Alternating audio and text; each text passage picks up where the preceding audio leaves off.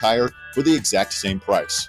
I've bought a lot of tires at Matlock over the years, and I always go there for my oil changes. You should too. They've got locations in Farragut, Hardin Valley, Lenoir City, Maryville, and Athens. Visit their website, matlocktireservice.com, to find the location nearest you and schedule your appointment. Tell them Fan Run Radio sent you. Honest service, quality work, dependable care. Matlock Tire and Auto Service.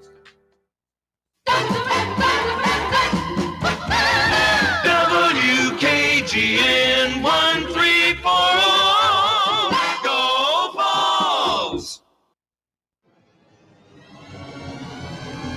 You're tuned in to East Tennessee's premier sports radio call-in show.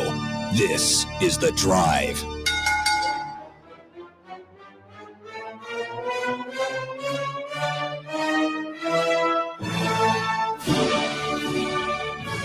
And hello, good afternoon, and welcome to another stellar edition of The Drive here on Fan Run Radio. Russell Smith punching the time clock at 3:01 on a beautiful Wednesday here in East Tennessee. It is a beautiful day outside, but Big Orange Nation is hurting this afternoon, as it has been 2 hours now since we found out right at 1 p.m. today that Tony Vitello is leaving the University of Tennessee to take the managerial position with the San Francisco Giants.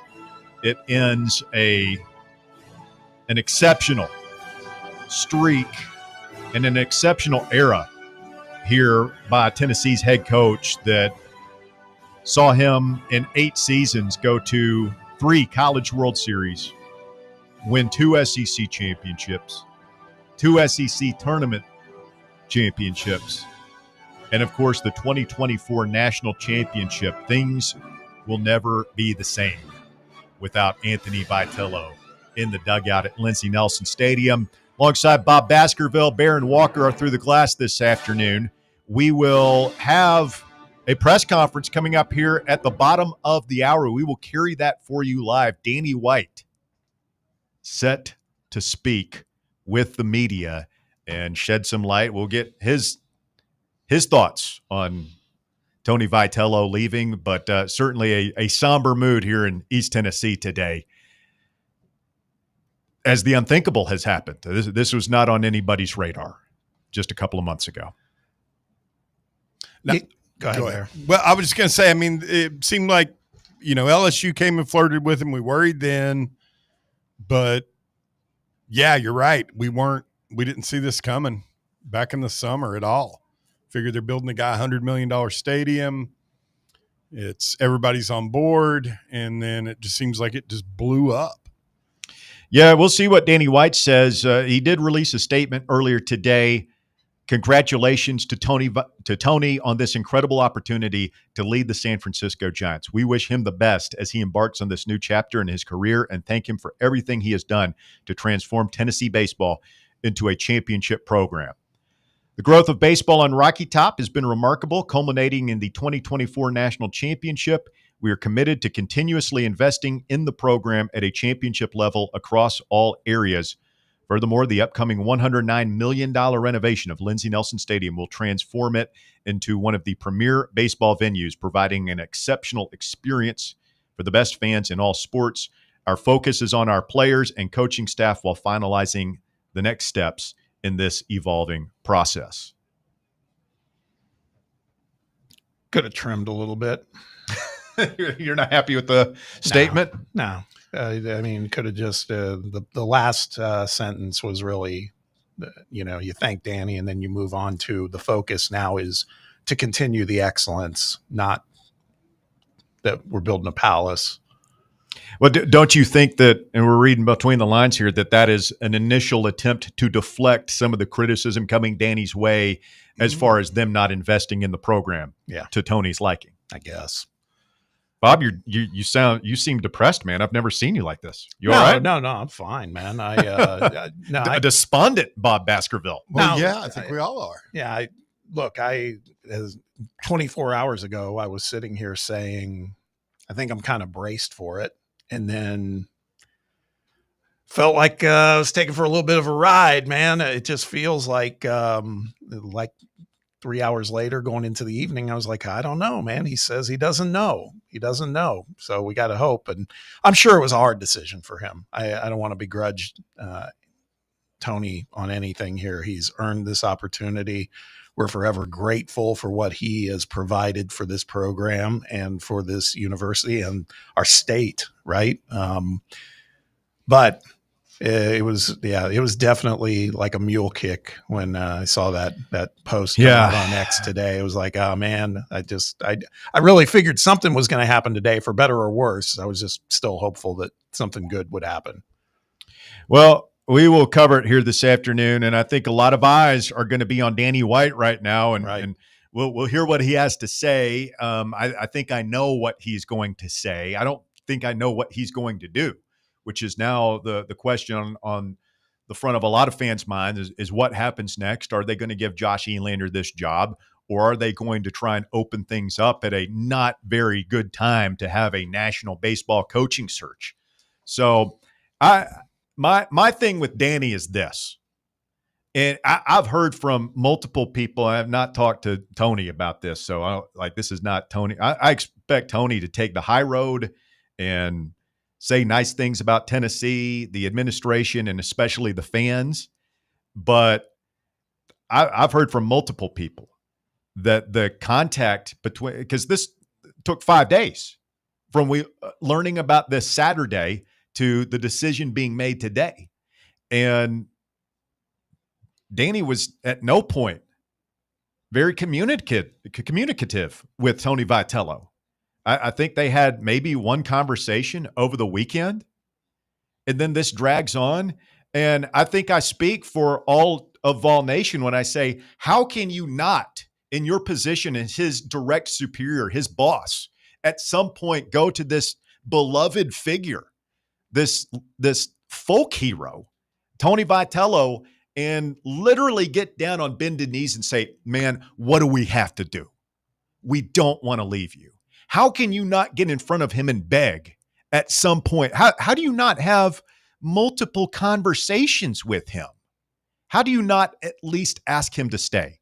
And I don't get the feeling that Danny White and his people are sad at all to see Tony go. I think they see this as an opportunity. I think Danny sees it as an opportunity to put his stamp on this program, to get his guy in there, somebody who will be obsequious to him and that he can take the credit for. And I think that's a damn shame right now, because Tony Vitello is Tennessee baseball. He built this program from nothing, and there ain't another Tony Vitello. There's no shot Josh Elander or this guy up at Oregon that they're talking about, or anybody else who might come in here next. But you talk about following Elvis.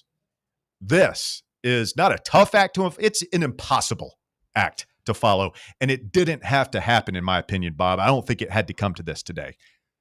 No, I think you're right. And I mean, based on a lot of the things we hear, what you were just saying, the whole notion of a true leader of a big organization that cash flows a lot of money, everything else, should have the wherewithal to be talking with Tony. Maybe not get down on his knees. There's egos there, but to be talking, like, what can we do? But here's the problem, and this is what I've always heard, is, there's been a lot of change in the athletic department, and there are a lot of new positions and new people in those offices, and it is very, very different. And I'm not even sure that Danny he probably had go-betweens going on here too, which is just, if that's true, that's unforgivable as well. It's like, this needs to be, again, you had a person who was a rock star basically as your head coach.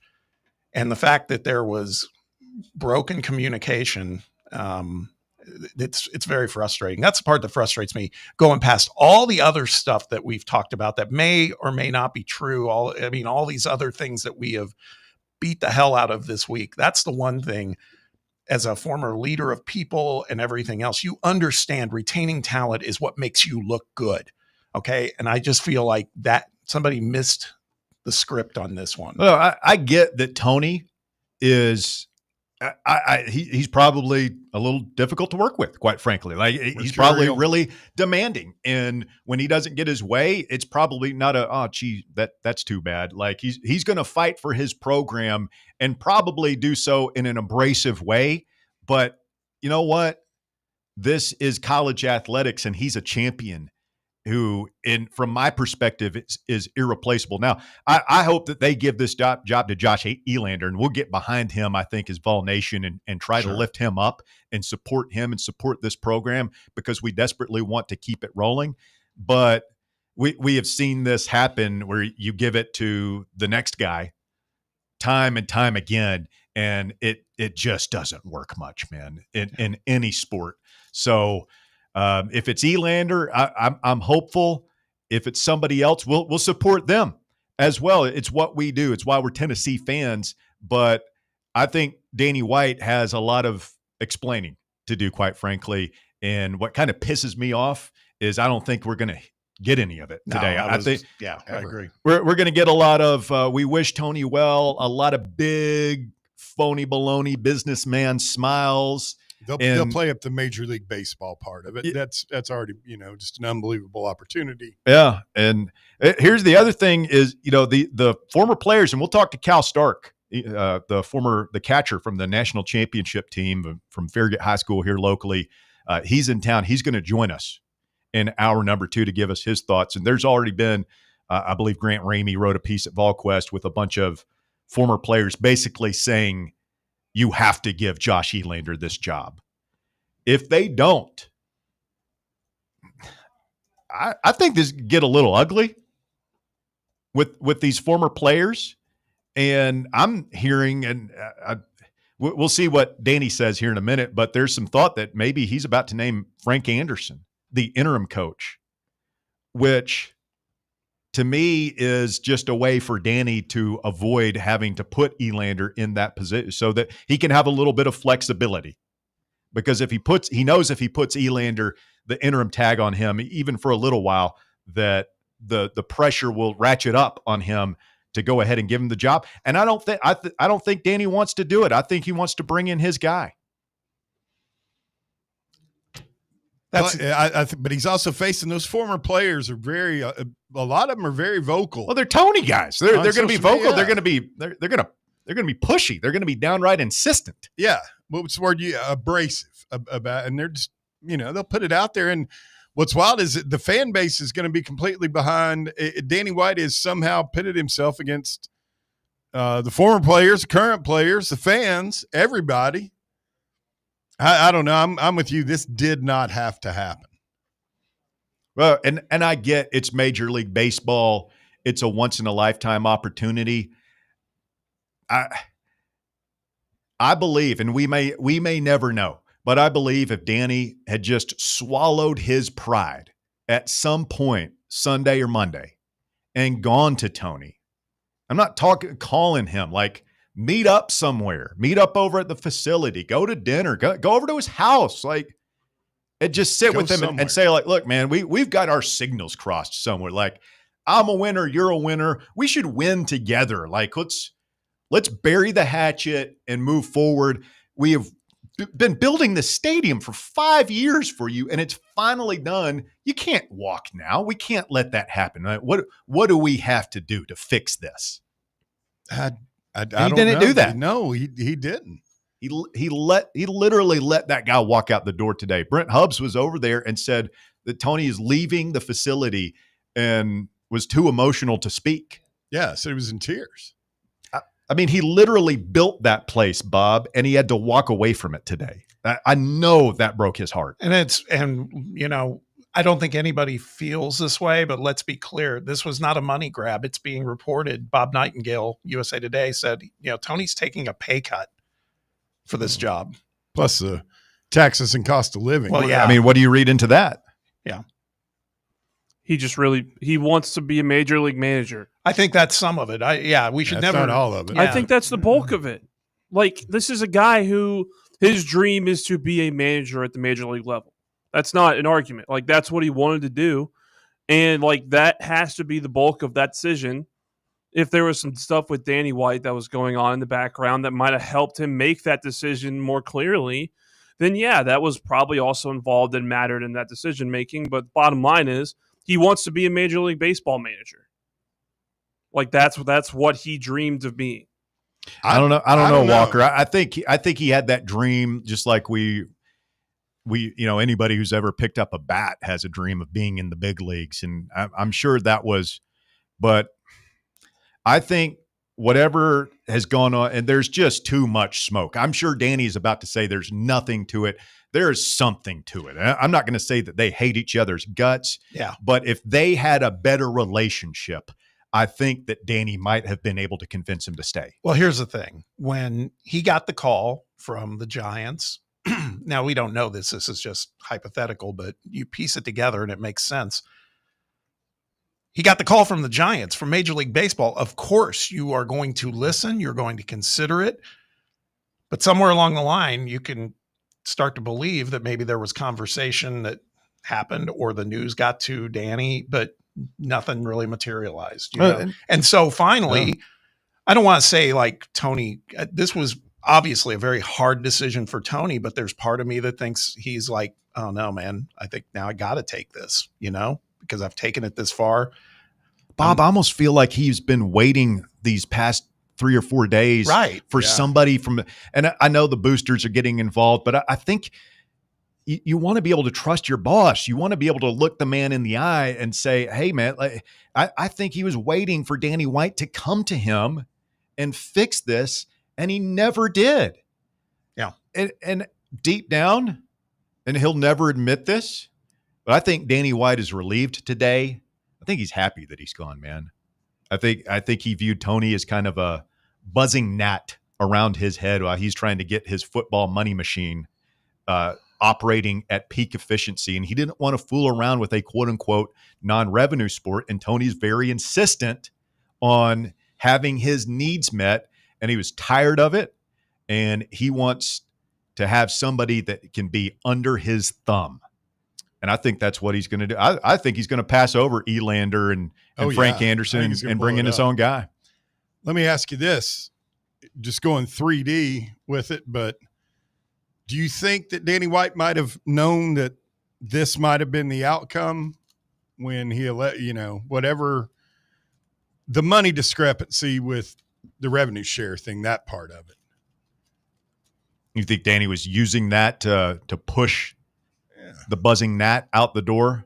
Either that or push a button. And I don't know about all that, Bear, but again, like I don't think Danny asked him to stay. I don't think he put the full court press on him, which is just unfathomable to me. I mean, it's like Fulmer getting ready to let Rick Barnes, who we're going to have on the show tomorrow, walk. Fulmer was just ready to let him go. And we had to get Larry Pratt and, others to jump in there and say, Randy Boyd and those folks say, no, like we're not letting this guy go. And I think we tried to do that again. It sounds like Pratt and Charlie Ergen and some of the others were trying to see what we could do to fix this, Donnie Plowman and others. And I think for Tony, he said it a million times, loyalty is a big deal with him. And the guy that controls his money, his cash flow, he didn't feel like he could trust him. I mean, that about sums it up. Just sad, man. Yeah, it's so disappointing. But that part of it, the not calling him, not trying, that's the thing that I get in my head and I'm just grinding on, and it just makes my skin crawl. It's like, really? I was like, he was Tony at the college level, and I mean, we'll see what he does in the majors, but he was a unicorn. I mean, we hit the Powerball lottery for like the $1 billion thing, and he was an absolute rock star. No question about it. He was Lex Luthor, man. He was the total package. I mean, Luger. What did Lex Luthor? I was like, no. He was Lex Luger, man, with the torture rack. He was the total package. He had it all. He had the charisma. He had the style. He had the competitive flair. He had the recruiting. He had the PR skills. He had the looks. He had everything. Oh, It's like he was created in a Hollywood laboratory for the role. Mm-hmm. Is it too far of a stretch to say he was the face of our whole athletic program? Well, I don't think so, Walker. Here's the thought I had. He's on the Vol Mount Rushmore of the modern era. Yeah, he has to be. It's Johnny, Phil Fulmer, Pat, and Tony. Those are the four, man, in the post Neyland and the post World War II era. Like he's on the Mount Rushmore, man. He won a national championship. He created something here. Like baseball it wasn't something we talked about. It just wasn't bleachers. A thing here. And he came in and made it something that not only people care, but like people obsess over. We're following the recruiting. We treat it the same way we treat football is the best way I can put it. Yeah. Which I never would have thought that was never in a million possible. Years. Who the hell is Tony Vitello? And also, I think we mentioned it maybe Monday when we got back. Like he's an ambassador for the program, or he was. He was at all of the big games in other sports, all of them. Everywhere you could look at the sideline, there's Tony Vitello on the sidelines rooting him on. He was that kind of guy. Such an asset, man. A little bit of jealousy, maybe. Yeah. He was. I mean, because Walker's right, man. He was front row center even when it wasn't baseball. And then between February and late July, other than basketball, the final. I mean, he's always on. He was like our Nick Saban. Yeah, Saban was always on the panels. Anytime there's like TV draft, anything. Yeah. Tony was that for us. Well, let's see what this guy says. Danny White, man. Danny Dollars. Danny Upcharge. We thought this guy, he had people eating out of his hand, and he still does. I mean, I see, listen, I don't want to get personal or anything, but I see some of the state-run types, hey, it's Major League Baseball. It's not Danny's fault. Okay. People know, because Tony talks to people here in town, and people know what's going on here, and Danny White didn't do right by this guy. I hate to stir it up, but I'm on a text thread, and this is real. Tony officially gone, and the Lady Vols instantly get a silent commit. Well, that's just timing, but yeah. I never thought I would say this about a sitting athletic director in the Southeastern Conference, but what this does put on the table, like if this blows up in his face, and we sit here in a couple of years and our baseball program, he blows out Josh Elander and Frank and everything associated with Tony Vitello, and our basketball or our baseball program goes back to what it was, he get fired. I feel like that's a stretch. It's a dark day on Rocky Top. Let's take a quick timeout. We'll come back. We will go live to the University of Tennessee, where Danny White is about to meet with the media to discuss Tony Vitello's departure. We anticipate he will answer questions. We'll carry it live right here on Fan Run Radio. Don't touch that dial. We're back with more right after this. The Drive. Follow us on Twitter or X or whatever they're calling it these days at Fox Sports Knox, Fox Sports Knoxville, Fan Run Radio. It's football time at Tennessee, so crack open a cold beer that doesn't fumble the flavor. Garage Beer is 100% beer-flavored beer. No gimmicks, just cold beer. Built for bonfires, backyards, and beating Bama. Garage Beer is proud to be brewed right here in the Volunteer State. So pick up a 12-pack today and look for the Drive celebrating Football Fridays at select Garage Beer headquarters around town this fall. American-owned, Tennessee-brewed Garage Beer. 100% beer-flavored beer.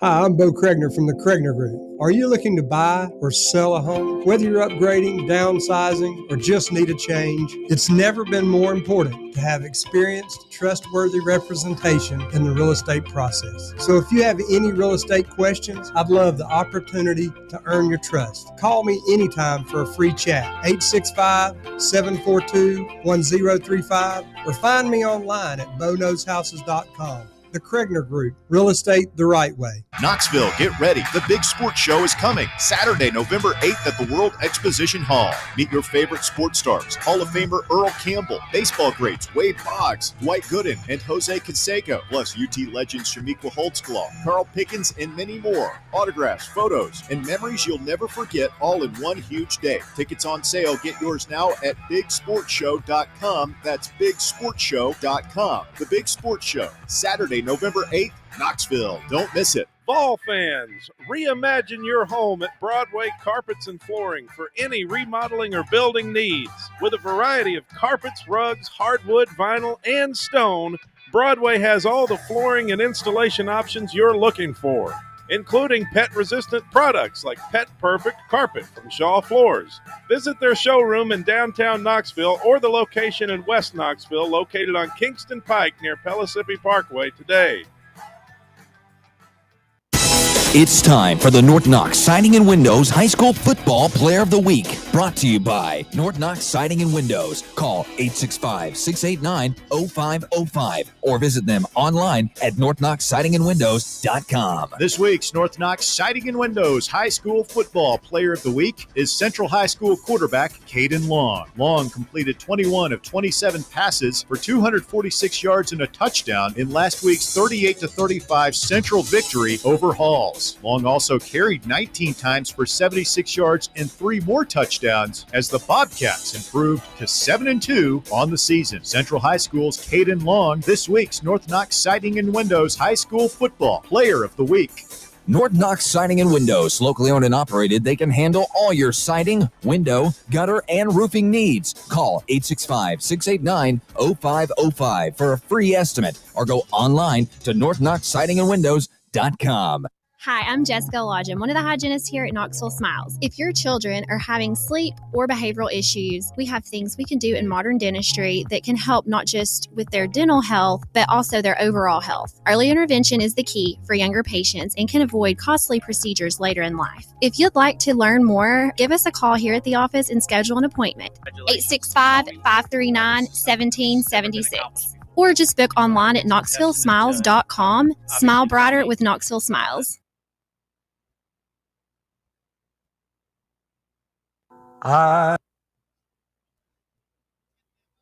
Tid Hughes, welcome back. Let's go live to the University of Tennessee where Danny White is meeting with the media. Phenomenal. I was looking at the numbers. When Tony first got here, our budget was $3.5 million. It's $14 million today.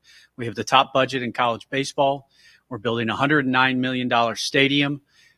We're as aggressive as anybody in the country in the rev share NIL space. I think we have a top 3, maybe the best baseball job in America. So we need to make sure my focus is making sure that we're managing this transition in a judicious way. The players are our number one priority right now. We'll be visiting with them later today, as I always do, embarking on a search. I'll be letting them know I've asked Frank Anderson to serve as our interim head coach. The terminology I used with Frank is I need a shepherd right now. I need a day-to-day leader. And his response was, not that long ago, I was one of the most fiery baseball coaches in the country, and you're asking me to be a shepherd. I said, Coach, that's exactly what I'm asking you to do. I'm asking Josh Elander to be a candidate. And we are going to conduct a national search and expect a ton of interest because of what Tony and his staff and our fan base and everyone has built here. I think it's an extremely attractive position. Obviously, a little bit unique time of year. I'm going to work as fast as I can and get through this process and eliminate the uncertainty that our players are feeling right now as quickly as possible. We have a lot of talent here and expect to have an extremely competitive baseball team this spring. That's, I think, what I wanted to address today. Jason, I leave anything out in terms of logistics? Meet with the team later today, as I always do. I'll ask for them to vote on a leadership group. I'll meet with that group more in depth tomorrow. I want them to have a voice in this process, and we'll get started on our search as quickly as we possibly can. So with that, I'll open up to any questions. I know there's a lot out there. This has been a unique process in terms of how public it's been. There's been a whole lot of rumor mill going on. So I want y'all to ask me anything you want. I think you'll enjoy maybe some facts. Go ahead. Danny, you characterize, or can you characterize the relationship you've had with Tony since you've been here, and what has the last 5 days been like from a communication standpoint with him as he went through this decision and you guys went through, kind of where he was with it? Yeah, I mean, no different than any of our coaches. I think I have a great relationship with Tony. I don't work as closely with him as our sport administrator does. In this case, it was Tyler Johnson for the majority of his time here. But we do that. That's kind of how we're structured. But I do appreciate, obviously, what Tony built for our baseball program, but also we also saw how invested he was to our athletic department and showing up at games and supporting our teams. And in terms of more recently, he's been proactive. I mean, this thing goes back a few weeks, and he's been good about and I appreciate how he's been proactive and keep me in the loop and informing me every step of the way. Danny, there's been a lot of rumors about NIL allocations and baseball funds going toward women's basketball, things of that nature. Do you have any comment on that? And how have you approached the rev share and NIL across the athletics department? Yeah, sure. First, I think anybody that's participated, where did that rumor come from? Anybody report that in here? So who reported it? Like somebody had to make up something that's not true for it to become a rumor, right?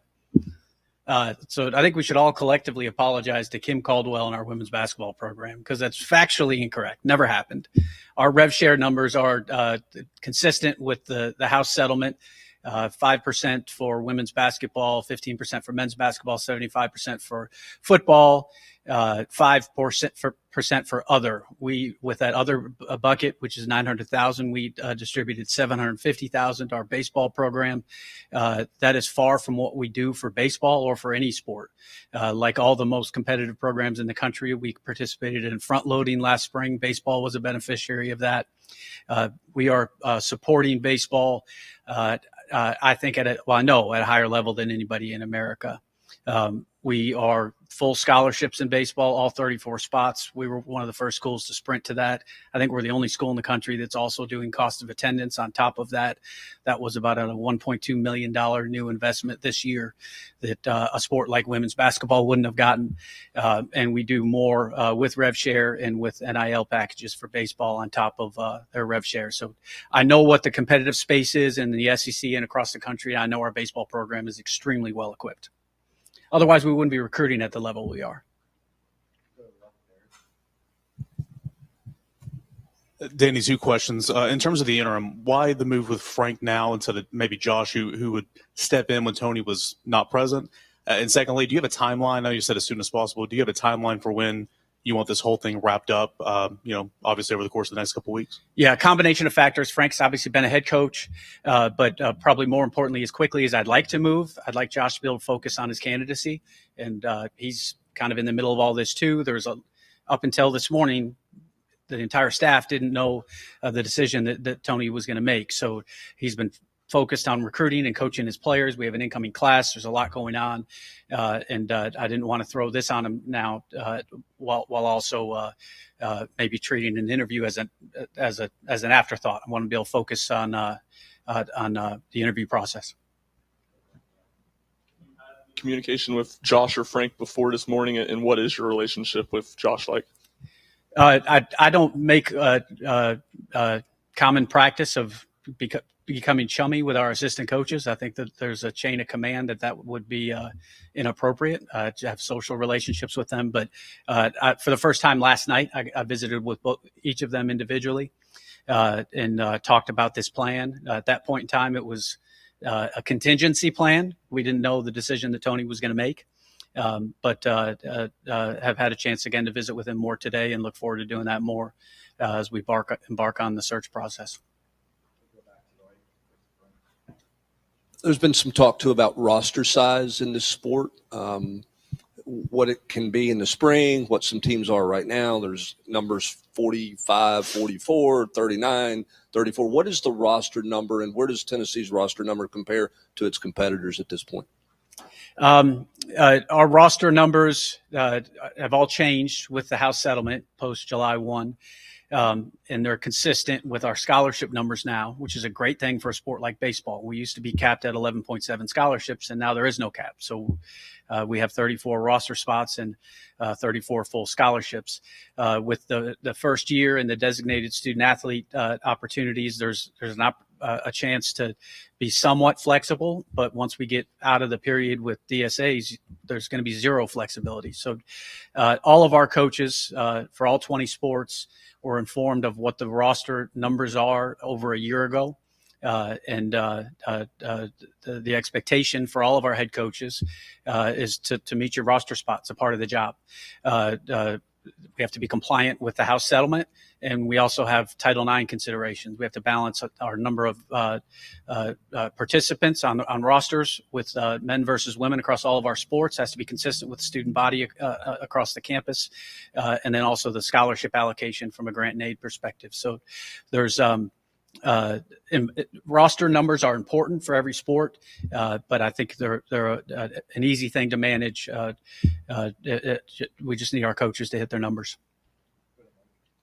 You kind of referenced the time of year that this is taking place. How unorthodox is it to conduct a baseball coaching search in October? And then you also said this is a top 3 job. Does that make it easier, even despite it being maybe a different time of year? We're going to find out. I'm going into this with open eyes. Like I've said to you guys before, and relative to coaching searches, interviews matter.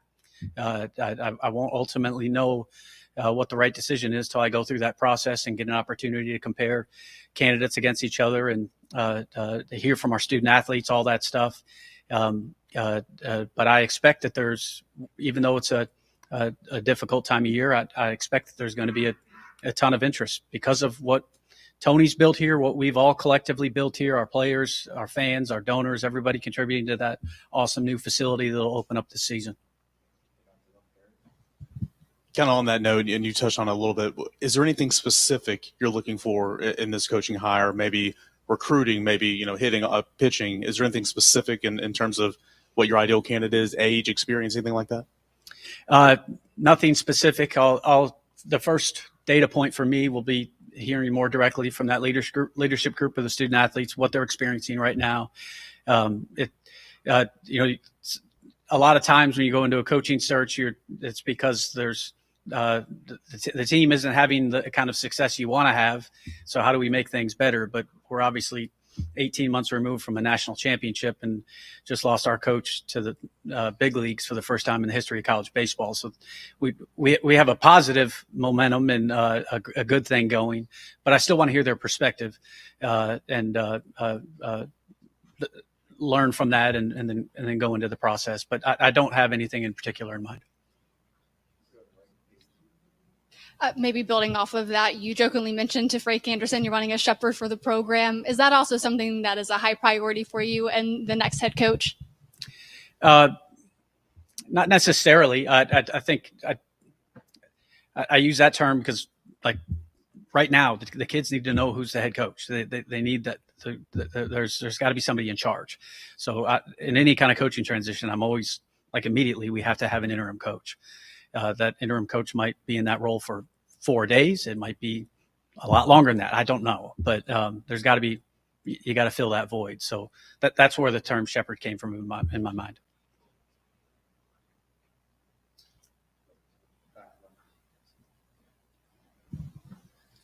In your conversations with the players, what are you going to try to do to incentivize them to stay here at Tennessee rather than entering the transfer portal and going elsewhere?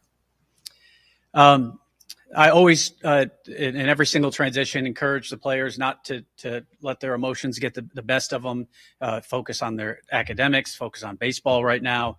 I'll be telling them some of the things I've told you. I'm going to work as fast as I can to try to eliminate that uncertainty for them as quickly as I can. And then I'll be asking them to give the new head coach and coaching staff, however that plays out. In this case, it might be something that's very familiar for them. It might be something that's different. I don't know.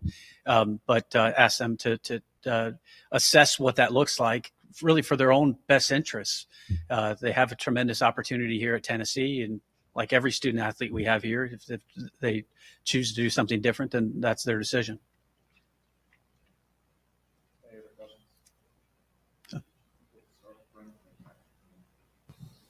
Will there be a search firm used in this? Is there anybody that you lean on, a former player who's in the sport or has, to help you gain some further background on potential candidates out there? What resources do you use in this search besides yourself? I'm using Parker Executive Search, who I've used for several coaching searches here. And they are already working on a plan on the logistics. I use them to help set up interviews. That they don't pick who we interview. I do that. I've been assessing. I'm always assessing the market for all of our sports, but I've been assessing, knowing this was a possibility for a while. What was your second question? Baseball.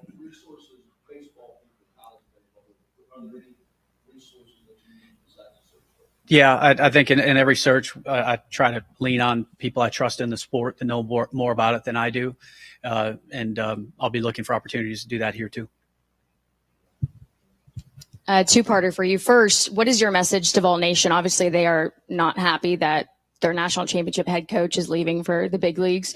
And then the second part of that, I know you've mentioned Frank, you've mentioned Josh as well. Do you expect Tony to take any of his staff with him, or what does that kind of look like? I don't know. Tony and I haven't talked about that. We spoke earlier today. I'm not sure that he knows. He's probably trying to figure things out himself. I would venture to guess he probably doesn't know yet. I think I visited with our entire staff earlier today and told them that we have every intention of making sure that they're in a good place and that they need to do what's best for their career. I get that, whether that's in San Francisco or here or somewhere else. But we're not going to leave anybody out in the cold. This is a staff that's done a lot for this university, and we'll make sure that they're in a good place. What was your question about the fans?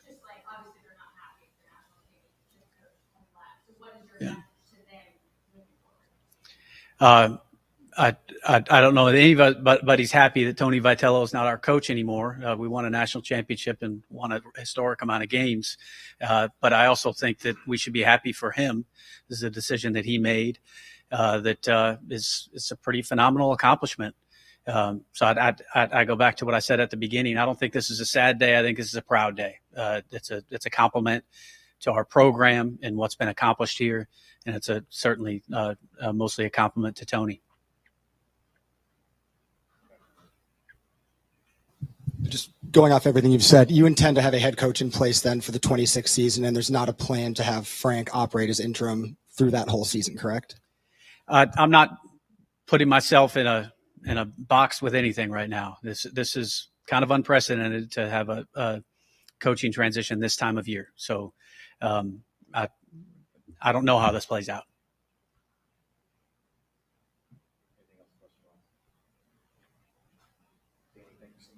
All right. Thanks, guys. That is Tennessee Athletics Director Danny White. Frank Anderson has been named interim Tennessee baseball coach. Josh Elander described as a, quote, candidate for the job. As Danny White says, Tennessee will embark on a national search for the successor to Tony Vitello. Danny White hiring Parker Executive Search Firm to assist with the search. And he says this train will keep on rolling. Will it? I don't know. To find out. I mean, dig into it. Parker, it's been a minute since we've there's a lot to unpack there. Tell you what, let's take a quick time out. We've got a full bank. We've got a lot to discuss, a lot to unpack here. You are listening to The Drive. When we continue, Bob, I'd be interested to pick your mind. A lot of people already online not buying what Danny White is selling today. Do you believe what we just heard? Do you believe some of it, all of it, none of it? We'll unpack it for you when we continue. More Fan Run Radio coming up. The Drive. You're locked onto Fan Run Radio, 105.7 FM, 1340 AM, and online at fanrunradio.com. Join us this Friday at the Casual Pint North Shore for a live broadcast of The Drive. Swing by between 3 and 6 p.m. and register to win the Fan Run Mystery Box. Pick up a Fan Run t-shirt and sample the Casual Pint North Shore's new Thanksgiving turkey sliders, all while you sip on a cold beverage and get ready for the Vols and Kentucky. It's The Drive live this Friday from 3 to 6 at the Casual Pint North Shore, 2045 Thunderhead Road, inside the Blue Building next to Soccer Taco. Be there. Barley's has live music on weekends, general team trivia on Wednesday nights at 8 p.m., and now live sports trivia courtesy of the Knoxville Trivia Guys every Thursday night upstairs. The game starts at 7 p.m. and is free to play for everyone, so head on down to the Old City and show off your sports knowledge and win gift cards to Barley's. Use those gift cards to buy some delicious food and drinks, and you can take it all in with their wide selection of TVs and indoor projectors. Barley's Tap Room and Pizzeria. Citizens National Bank. We believe a good game plan is essential for success. With a CNB Plus Perks checking account, you'll save money with cell phone protection, roadside assistance, identity theft protection, and more. Banking at CNB has its perks. Find out more at cnbtn.com. Citizens National Bank. Banking never felt so good. Member FDIC. Yeehaw! I've been hooting and hollering ever since I started betting with the VIP Play app. VIP Play has more than 200 leagues, every bet type you can imagine, live betting and live hosts, all with 24/7 support from real live people when you need them.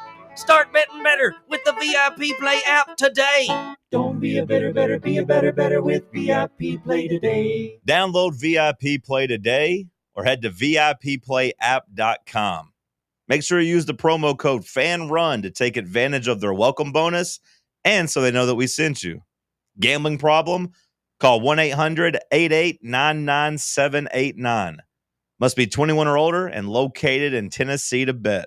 The number one problem we see at our clinic is delaying treatment. ED can get worse. Book your appointment right now. Call 865-544-8220. Prefer privacy?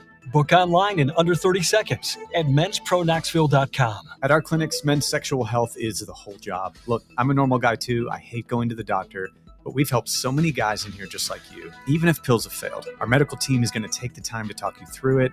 Same day in-house lab, and the treatments, well, they could change your life. Your local medical team has your back. ED, performance, Peyronie's, size and shape modeling. We tailor what works for you. I'll get to the point. Can you imagine epic performance and epic sex? Yeah, I said it. A stronger you is closer than you think. We're available right now. Call 865-544-8220 or book in 30 seconds or less at menspronknoxville.com. Men's Pro Knoxville, making it happen.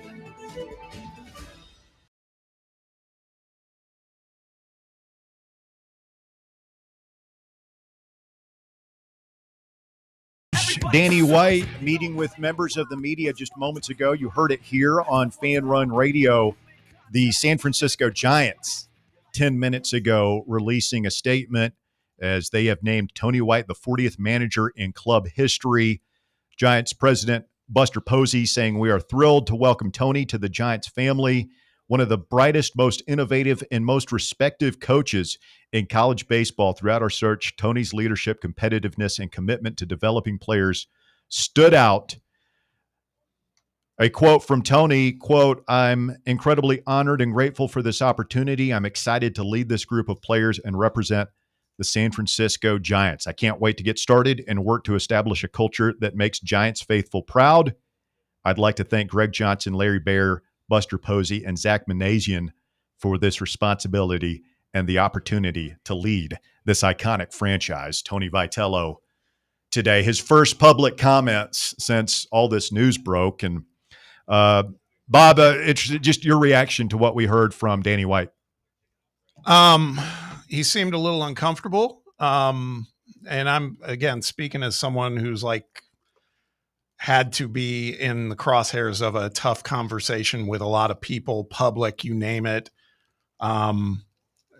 It was, from my perspective, a bit disappointing. It felt like the deflecting on, okay, he wants to rat out who was the rumor creator. That was weird. Yeah, it was very weird. It's like, you're going to focus on that.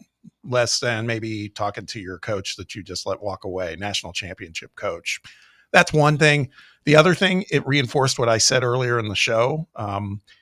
Like I've said, there's been a lot of additional hires in that athletic department that are different kind of hires. And he talked about that he doesn't really have that director relationship with Tony. He had a handler who did that.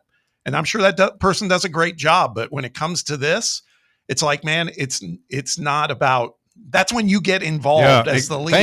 Thank you. That's when you get involved. Where's your leadership? Yeah, it's one thing. There's a lot of management styles to delegate, et cetera. I get it. But when the stuff hits the fan, that's when you get paid the big bucks to go in and get in the middle of it. And that's one of my takeaways here was sure felt like, well, my guy tried to. Tyler Johnson? Like, no offense. Who the hell who is the that? hell? Exactly. Yeah. You're the director of athletics. This is Tony bleeping Vitello. And he's about to walk out the door. Yeah. And like, you're just pawning it off on one of your underlings? A peon? Dude. Yeah. Like, what are we talking about here? I felt like at the beginning there when he was talking about the financial commitment that it was almost he was leaving out the part that money's money, but Tony was the recruiter. They're not coming here just for the money. They were coming here to play for Vitello. Yeah. Speaking of money, real quick, about 15 minutes ago, while we were in the press conference, Chris Lowe tweeted out a report saying that Tony Vitello received a considerable raise in taking the San Francisco Giants job while he was making about $3 million here. So any rumors about him taking a pay cut to go there, I wasn't buying that. That didn't happen. No, he's making more money there than he made here. That's for sure. Well, and it's just, to your point, Bob, the thing that stands out to me, and I think will be the memorable part of this press conference, was basically stopping the proceedings midway. Like, where did that rumor come from? Yeah. Who reported that? As if somebody in that room is going to raise their, well, that was me. Like, if you want to address the rumor head on, just do it. Just say, hey, listen, I've heard a lot of stuff out there about this and, women's basketball. And I'm just here to tell you that it's not true. That's all you have to say. That's all you have to say is stand by your position of, I'm sorry, you've been misinformed or whatever. Whether that's true or not, who knows, who cares? But the fact that you say, I want a name, that's just insane. The other thing too, the last thing for me, a lot of the other stuff was just relative athletic director speak, and I expected it and it was fine. The only other thing I would say is the concept of, okay, so Frank's the interim and he really stressed so Josh can focus on his candidacy, which means I'm opening, I'm opening up this search. That's the way I would take it if I'm Josh Elander. He was very explicit about the fact that he's opening up the search. I mean, that's, I guess that in his position, the responsible thing to do is to consider all your options. Like, I don't think you rush into anything. But then again, Bob, like, this didn't come out of left field. He said that this has been going on for weeks. That was his word. That, like, Tony clued him into the Giants thing weeks ago. So you've had plenty of time to plan a succession. And I do think that was a little disingenuous, the way he made it sound like it was a mad scramble last night to throw something together, when the minute Tony tells you that's a possibility, you got to start going into coming up with a plan for what happens when it goes down. I'm not buying that. I asked Frank to do this last week. You've been thinking about this for weeks, dude. And passing over Elander, I think, is very telling for what his intentions with this job are. Yeah. I just think that there's different ways to handle it. It's like, it's his choice, his prerogative, to put Frank in as the interim. That's fine. Just say Tony built a great staff, fantastic staff. And we're going to be, Frank's going to carry the torch to begin with, and we're going to assess what we're going to do next with that. There's a way to say differently than he mentions Josh Elander by name because his name has been mentioned so much. I'm guessing why he did it, but he basically, the subtext of what he said was, yeah, I'll consider him. That was it. That was, to me, it was kind of a glib, like, you guys aren't calling this, I'm calling it. It was a very defensive press conference, I thought. From Danny White I mean, he sounded nervous off the jump, but I mean, the part about Frank that I don't get, it's not in any way a slight. I love Frank, but there's a reason Tony dubbed him Crazy Ass Frank. And there's a reason that Tony put Elander in charge when he was suspended. So I don't know that Frank the Tank. That's a good point. I hope he stays here until I've heard from people today close to Frank saying he doesn't want it.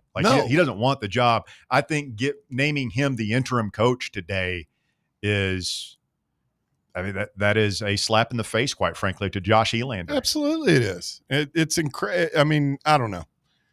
Yeah, I mean, I think Danny's getting ready to go through some things with our fan base. Yeah. All right, coming up, we will get some of the reaction from the callers this afternoon. If you want to jump in, 865-966-3435, your phone number to call or text to the show today, 966-3435. We're going to talk with Cal Stark, the catcher from the national championship team, in about 25 minutes here on Fan Run Radio. Stay tuned. We're back with more right after this. The Drive. Fan Run is giving away a huge prize package. That's a big box. What's in there? You're going to want to find out. What's in the box? What's in the box? Give me the gun. A winner will be drawn live on Halloween during Fan Run Friday at Calhoun's on the River. To learn how you can earn entries, make sure you're tuning in daily to Fan Run Radio and following us across all of our social media platforms on Facebook, YouTube, X, TikTok, and Instagram. Hey Knoxville! Surfside iced tea and vodka, made with real brewed tea, is only 100 calories, 2 grams of sugar, with no bubbles and no troubles. That's right, zero carbonation, so it's easy to sip and enjoy. Headed to a game day or party at a friend's house? Bring an iced tea or lemonade variety pack from Surfside, or try their green tea and new raspberry tea vodka. Find the can with the sunset stripes this season. Surfside iced tea and vodka, sold at bars, restaurants, and stores near you. Surfside iced tea and vodka, sunshine in a can. Must be 21 or older. Enjoy responsibly. Hey Vols fans, Cody Brown here. I grew up right here in Tennessee and know what it means when someone says, I've got your back. That's why you can trust Farm Bureau Insurance of Tennessee. Whether it's your home, your vehicle, your family's future, or the business you built from the ground up, we will show up for all of your insurance needs. We are Tennesseans who understand what matters, which is doing right by you. Insurance is not all about just paperwork and policies, but it's about the people we insure every day. So if you want insurance that hits home, give me a call at 865-992-3871. Go Vols. Have you ever found yourself wishing your clothes looked brand new again? Whether it's your favorite suit, that little black dress, or your comfy winter coat, Crown Cleaners can make it happen. From stubborn stains to delicate fabrics, the expert team at Crown Cleaners uses the latest cleaning technology to ensure your clothes come back looking and feeling fresh. Visit one of their 2 area locations, Kingston Pike on Bearden Hill or South North Shore Drive near Dunkin' Donuts. Online at crowncleaners.com. Crown Cleaners, a tradition of excellence.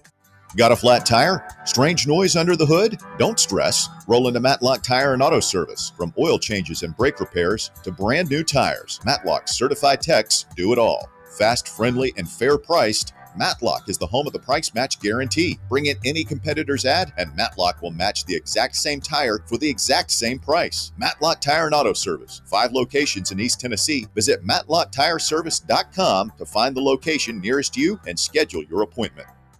Got a problem tree looming over your home? Call ECR Total Landscapes. Whether it's trimming, removal, or storm cleanup, our certified pros get the job done safely and efficiently. We're licensed, insured, and ready 24/7 for emergency calls.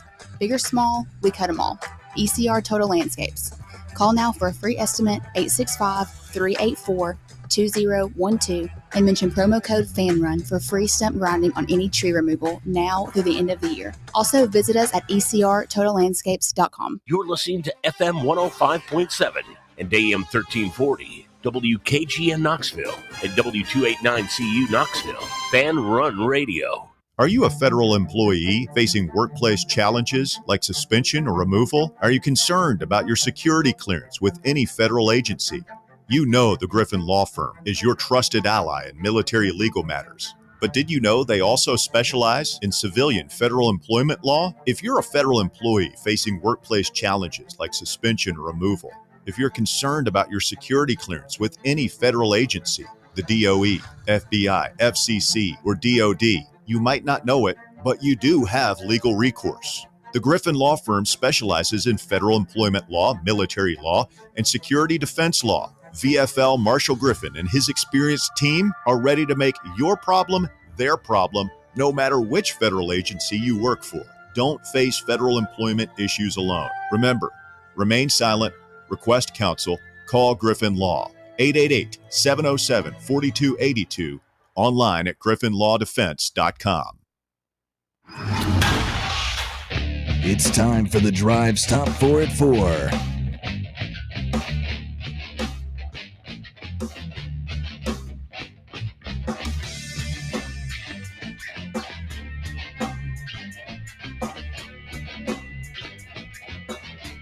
Hour number 2 of the Drive underway. Fan Run Radio in the top 4 at 4 is brought to you this afternoon by our friends at the Casual Pint North Shaw.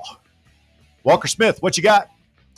At number 1, Tennessee coach Tony Vitello is finalizing a deal to become the next manager of the San Francisco Giants, marking the first time a big league team has plucked a manager directly from a college program without any experience as a professional coach.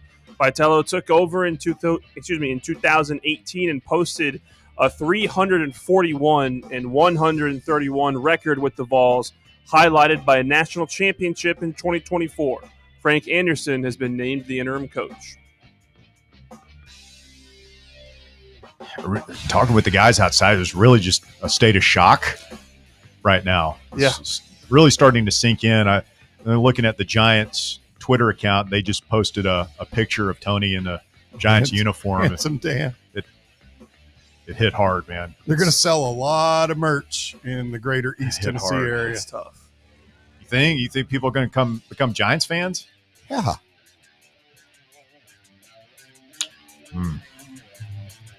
I don't know. They'll draw well when they come to Atlanta. Probably, I'm sure. Might be more orange than Braves in that crowd. At number 2, the early favorite to be the next head coach for now is associate head coach and recruiting coordinator Josh Elander, who Danny White has said is a candidate for the position. Players took to social media to support Elander for the job, with former Vols pitcher Redmond Walsh saying that if Elander isn't the next guy up, then I don't know what to say.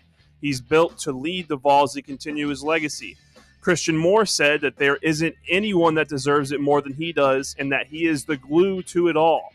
And finally, VFL pitcher Drew Beam said there is only one correct answer, and he is already on staff. I mean, we know how mercurial Coach Vitello can be. And, I mean, the words that jumped, the glue, that one jumped out at me. Was that Beam, yeah. I mean, he's been the guy during the whole Tony Vitello era that's kind of been his right hand. Other names, KnoxNews.com, Mike Wilson, Dan Fitzgerald, the head coach at Kansas, Mark Wasikowski, the head coach at Oregon, Wes Johnson at Georgia, Rob Vaughn at Alabama, Link Jarrett at Florida State. We remember him. Skylar Meade at Troy, Jordan Bischel at Cincinnati, Cliff Godwin at East Carolina, and Derek Simmons, assistant at Virginia. I've heard there have been multiple reports about the Wasikowski guy at Oregon. Is that he's the name that's been kind of floated out there, that if we bring in someone from the outside, I feel like his name might be at the top. I just looked at his bio real quick. California guy, head coach at Purdue and head coach at Oregon. He's, I think, a 2-time Big Ten Coach of the Year. Has been fairly successful. He did spend some time in Florida, correct? Yes, was an assistant at Florida. So he's a little bit familiar. I don't know. I can't get past Elander, and it doesn't sound. I don't know. If they pass over Elander, Danny White is going to have a borderline revolt on it. And he talked, Bob, about meeting with the players. Like he said, he's going to do that, I guess, very soon today. And he wants them to have a voice in this process. I think that voice is going to be pretty unified. I think so too. And it's like, okay, that's one of the good things I heard is like, okay, you're going to talk to the players, then yeah, you're going to hear what everybody else believes is conventional wisdom here. So we shall see. At number 3, some injury notes from around the NFL. Quarterback Jaden Daniels has been ruled out of Monday Night Football with a hamstring. Running back Bucky Irving will remain sidelined for another week. And finally, Lamar Jackson was seen practicing for the Ravens today as he works back from a hamstring injury. Bucky Irving news, not good for my fantasy team. No, it's tough. Lamar being back might be good for some. There's football? Yeah, there's football. I remember that. Yeah, seriously. And at number 4, following 2 great games last night to start the season, there are more great matchups tonight for NBA opening week. At 7 on ESPN, the 2 favorites for the East will play as the Cleveland Cavaliers travel to the New York Knicks. Later, Cooper Flagg makes his NBA debut with the Dallas Mavericks against Victor Wembanyama and the San Antonio Spurs at 10 o'clock. Thank you, Walker. That is the top 4 at 4. It's brought to you by the Casual Pint North Shore. Come and see us on Friday as we kick off the weekend at one of our favorite watering holes, the Casual Pint North Shore, 2045 Thunderhead Road. It's your next chance to get registered to win the Fan Run box. I just want to crawl in the Fan Run box and cry. Maybe Tony's in there. Oh, this is all an elaborate ruse. That would be nice. Come out, see us. We'll be on South North Shore Drive inside the Blue Building next to Soccer Taco and Kazzy's. And we'll have some Fan Run swag to give away. Cold beers, great food. Good times. Yeah, we'll get through this together, folks. Come out and see us. Magic Mike says, Danny White, smartest guy in the room syndrome. This is definitely I have a level of knowledge and yes, that whole thing to it. UT Ski says, thank you for covering the press conference. Surprised Danny Upcharge didn't make the press conference pay-per-view. That's a good line. That's a good line. Yeah. Don't give him any ideas, UT Ski. People are inheriting the new nickname, though. I like it. Yeah. It's slowly taking hold, Bob. You knocked it out of the park with that one. Oh God. I think everybody, my wife just texted me going, man, that was rough. It's like pretty universal, man. People that are listening to it or heard it. The press conference? The presser. Yeah. But in all honesty, I expected, every bad or press conference when it's bad news involving Tennessee is usually some kind of 3-ring circus. We heard that Danny White was rattled behind the scenes yesterday. And in talking to some folks last night, he was chomping at the bit to get out there and do this press conference because he wanted to defend himself. And so, and you could tell that he was very defensive. The comment about, we'll see if we can get some facts in here before he opened it up for questions. And then the whole who reported it. It was just, it was hostile. It was not the right tone to take today. No. Yeah. He definitely could have smoothed, not that this is going to be an easy road, but he made some just boneheaded mistakes in this statement.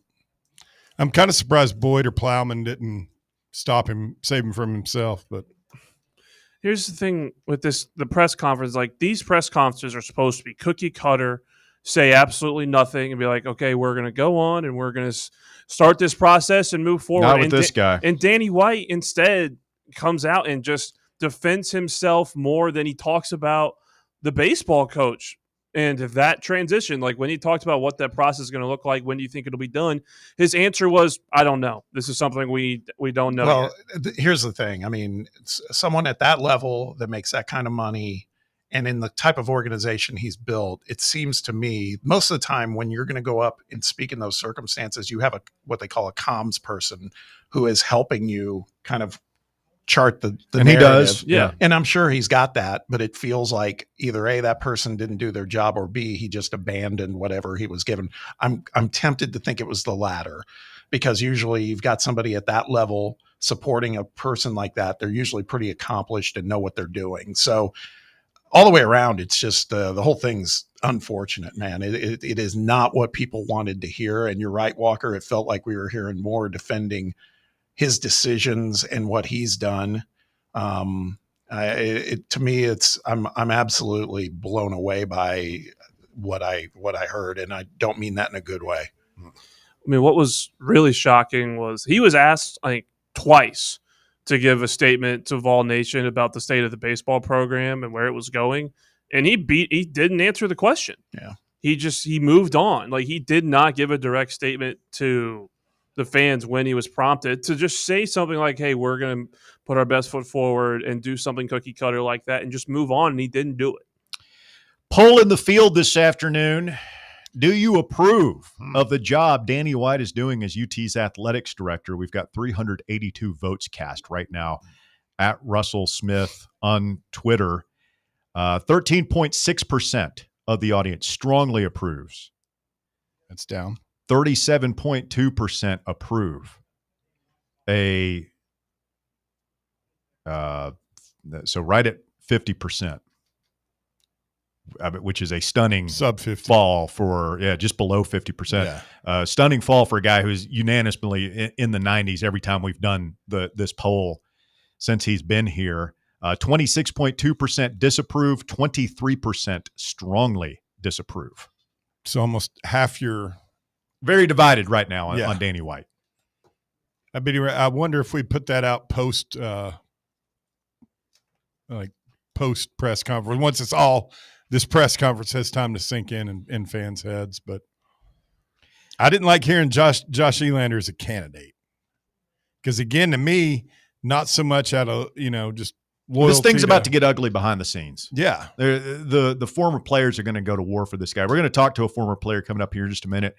Cal Stark, who is the catcher on the national title team, a Farragut kid who was just a Vitello guy through and through, one of Vitello's favorites, and we'll get his thoughts on what has transpired the past couple of days here on Rocky Top.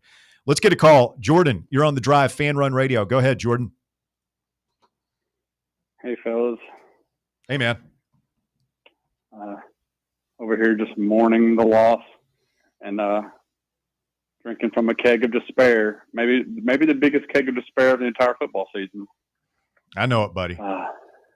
Sadly, but I mean, with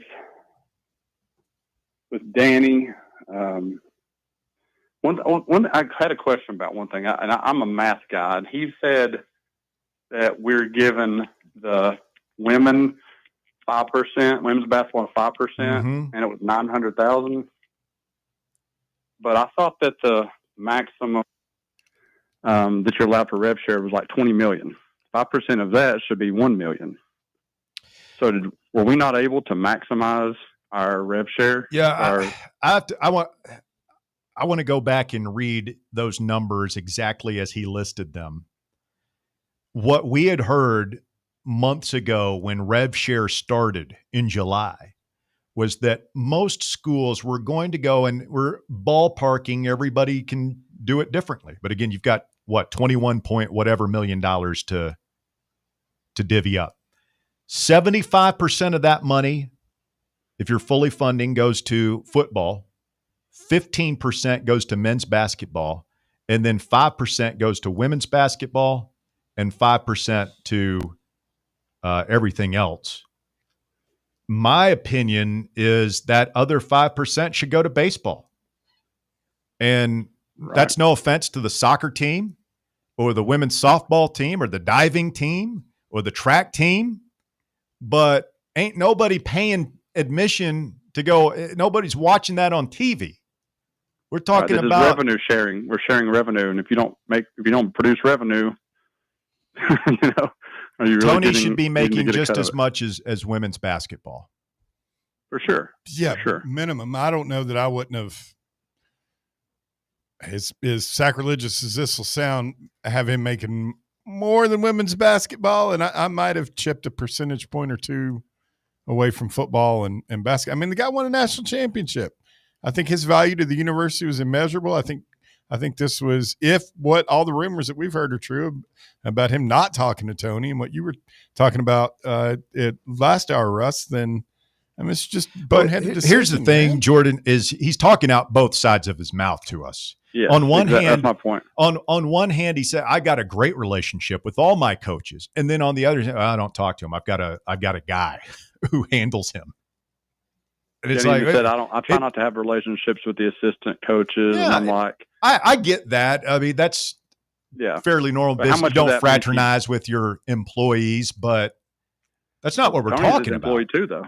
Tony's his employee too, and and they're all the coaches are his employees. But Bob, we're not talking about going out and having beers with Tony. We're talking about the guy is getting set to leave. Yeah. Our fan base is freaking out, and you can't pick up the phone. You're sending Tyler Johnson as a go-between? Dude, like, put the phone down, drive over to his house, sit down with him face to face, and figure out if there's anything we can do to keep you here. Danny should have texted a friend, guys. I'm kind of past the try to get him to stay thing, because that's often to the moon. There's nothing you can do about it. Yeah. What I'm still struggling with is, because I've been seeing some of the, and it's great. We want the input on the live chat and on the text box and everything else, where they're saying, what did you expect him to do in an unprecedented situation? It's like, he's the highest paid athletic director in the country. There should be no unprecedented situation. This is replacing someone. And my point is, his messaging today did absolutely nothing to make the fan base feel like, hey, it's going to be okay. This is tough. This is a tough day, but Tony has earned something, and it's a great opportunity. It's an unprecedented opportunity. That's fantastic. So what's next? What's going to happen? And I just feel like what we heard today didn't give us a whole lot of confidence. That's all. One point to make here. Let's say in a hypothetical world, Josh Heupel won a national title this year. In 2 years from now, if he's called on by the Washington Commanders or whoever to come coach, you think for a second that Danny White is going to let him out of the building of Knoxville? No chance. It's the same situation, but Heupel's his guy. There's no way he would let that happen. He would be on bended knee to get Heupel to stay. That's a good point. Yeah. Thank you, Jordan. We appreciate the phone call. 865-966-3435. Yeah, I mean, we see college coaches being wooed by the NFL.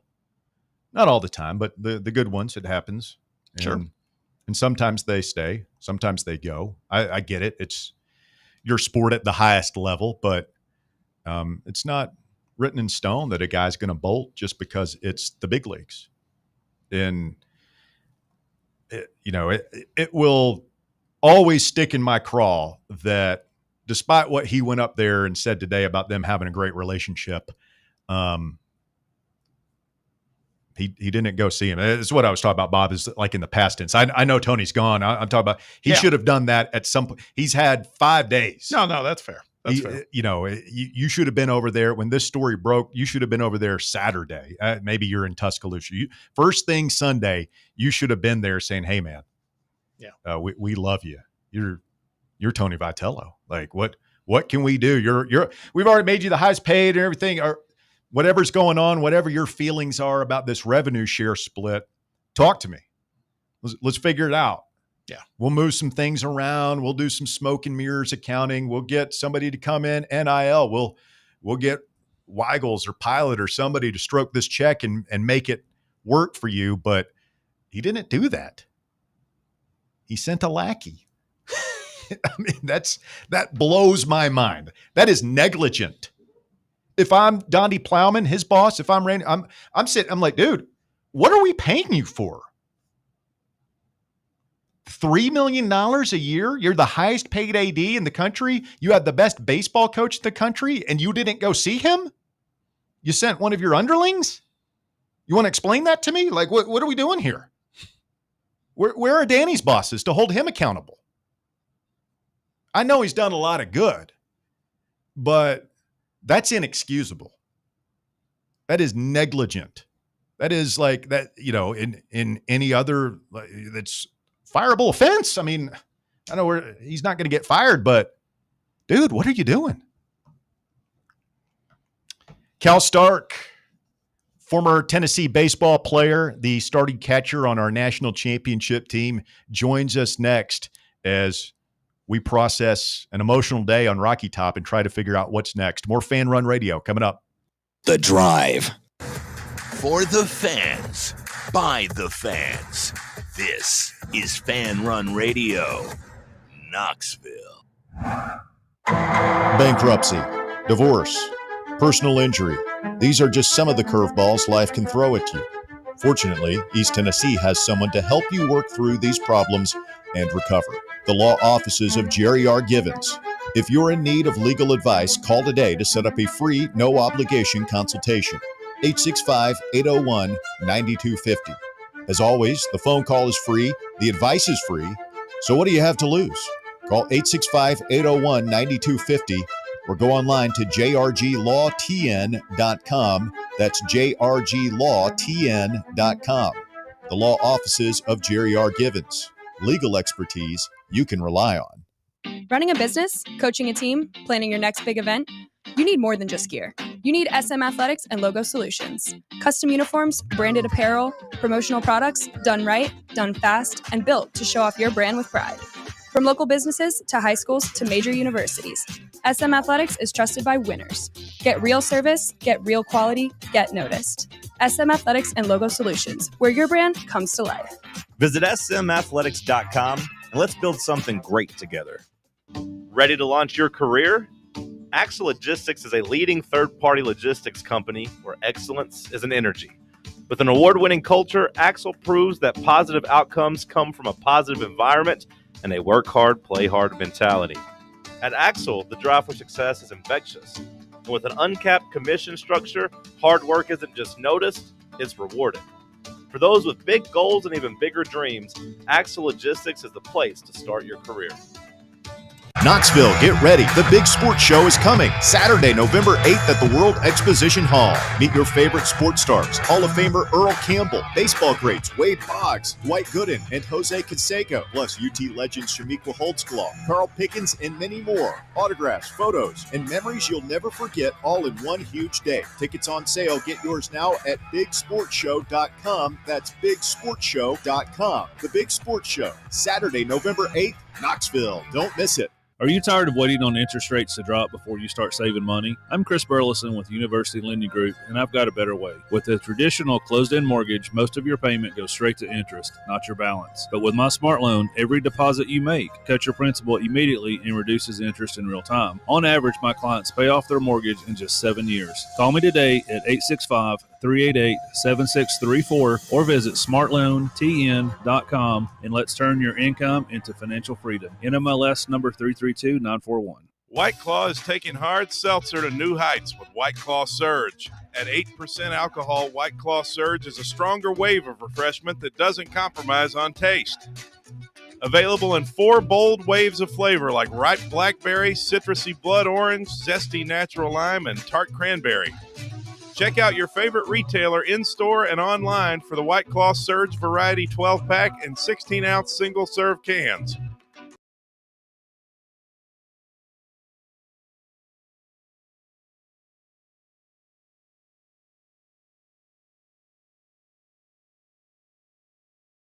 Bob Baskerville, Bear, and Walker through the glass, and Zach's hanging out in the prod room as well. What up, Z? Let's go to the Newsmaker hotline where Tennessee great Cal Stark, the starting catcher on our national championship team last year, joins us. Good afternoon, Cal. How are you, sir? I'm doing great. How are you guys? Hey, man, we're all right. It's an emotional day here. You know, Tony Vitello, after 8 years gone, no longer the head coach, and just wanted to get you on and talk about it. Obviously, you guys were close. He was you were one of his favorite players. I mean, he talked about you a lot that year, and just wondering what your reaction and your buddies, your former players' reaction is to the news today. Yeah, obviously, like you said, sad day, but it's not good to see him go, but it's cool to see him go. You know, him getting to take on this new challenge and you know, be a Major League Baseball, you know, manager. I think it's one of the coolest things there is, and I'm super excited for him, and I know he's going to do great things, and I believe in him. I know the guys that have played for him believe in him, and I think he's going to. I just think it's a super cool deal, and obviously one of a kind since it's never been done before. Hey, Cal, thanks for hopping on with us today. It's obviously a hectic day. I saw a photo on social media that you were out at the scrimmage yesterday, right? I mean, was that kind of wild just seeing like such a groundswell? I mean, it wasn't like a packed house, but just to see, 100+ people there just supporting and, kind of pleading for Tony not to go. That had to be kind of cool to be a part of. Yeah, me and Jared Dickey, we went out there just kind of as a little joke. Kirby had called us and said that it was about 12:45 and there were already some people out there, so we just kind of went out there as a joke. But yeah, it's crazy to see what this fan base will do, and just shows the support they had for Tony, and I'm hoping they still have it going forward for him, because he's done a lot for this university and the baseball program, and this program wouldn't be the same if he never came here, and so the fans do owe a lot to him, because he turned it around and brought back winning baseball in Tennessee. Cal Stark here with us this afternoon on the show. And Cal, being a local kid, you played at Farragut, and you had a front row seat to this resurrection of Tennessee baseball, and you were on the field for the most glorious moment. You caught the final pitch, man. What does Tony Vitello mean to you on a personal level? Oh man, he's a great dude. I still talk to him quite a bit this day. I'm sure I will going forward as well. But he's meant a lot to me. He's taught me so much. Just being able to play for him and get to be around him. For every day for about 2 years. The lessons that he's taught me on the field, and just as a man trying to mature and grow up and start a family and all that good stuff. Just being able to learn from him, and the lessons that he's taught, me and hundreds of men that have came through that program. I'm sure they would all say the same thing about him, but he means so much to us, and he's truly one of a kind. As far as moving forward, I think it's pretty clear we're seeing it from a lot of players in terms of the successor, right? And I mean, there's big level of support for Josh Elander. Frank was named the interim coach. Where do you net out on this? I mean, it just from a consistency standpoint, I think I probably know the answer, but I mean, it feels to me like they've got the replacements right in the locker room from the perspective of the players, right? Yeah, like you said, you think you know the answer. Your guess is probably correct on what I'm going to say. I think a lot of people know what the answer is. It's just going to come down to what they decide to go with. A lot of people are leaning one way, and all we can do is hope that the decision that's made is the one that we think is best, and that we kind of hope to happen. And so I think, like you said, Josh Elander is he's a great dude. He's a great coach. I think that going forward, he's the guy for the job. But all we can do is kind of wait and see. Hey, Cal, one of the things that, made Tony so successful and endeared him to the fans so much is just his personality, the way he was in interviews with the media, the way he sold his program, the way he got along with people, the way he competed with the rivals in the league. Everybody just loved his personality. And we don't know Josh Elander like that. You had a front row seat and got to know him a little bit. How does Josh compare to Tony in that regard? I think they're the same age. Maybe Josh is a little bit younger, but obviously they've been together a lot. Do you think that Josh would be able to take the mantle and keep this thing going? Well, first off, I don't know if anybody's ever going to compare to Tony Vitello in interviews and the craziness that he does sometimes. But yeah, I mean, Elander's been with him for 8+ years now. He knows what winning looks like. He knows what it takes. He's been in the league long enough, and he's smart enough that he knows what needs to be done to create a winning culture and create a winning group. And I have full confidence that, you know, if he gets the job, that he'll be able to keep this rolling, and just because of how hard of a worker he is, and he knows what it takes to build a winning culture. Cal, do you, and I know I'm putting you on the spot a little bit now, but Danny White today in his press conference said that there's going to be a national search. He's going to consider some other candidates. He did say that Josh Elander is a candidate. It seems like, and I know you don't speak for all the former players, but we've heard from a lot online. I've seen some other articles written. It seems like Tony's players are almost unanimously, if not completely unanimously behind Josh Elander for this job. If Danny White, Tennessee, were to decide to go outside the family, so to speak, and bring in somebody new, how would that go over with the former players that want to see this thing keep going inside the family? Yeah, I don't really know. I don't really have an answer to that. It's a big what if, and I'm just hoping that, you know, we don't have to find out and see what happens.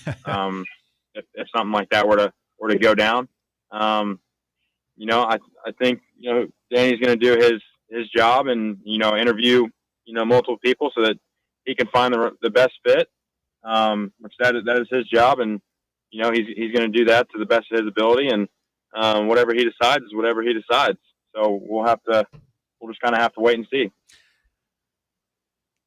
Let's reminisce for a second, you know, and I'm sure you have a million of them, but if you like, what's like an indelible image that you'll always remember when you were playing under Tony? And this would stick out for you, whether he was leaving Tennessee or staying, right? It's like, what's the one moment you could share with us where it was like, man, that's like you said earlier, that's like a life-changing relationship I have there playing for that guy.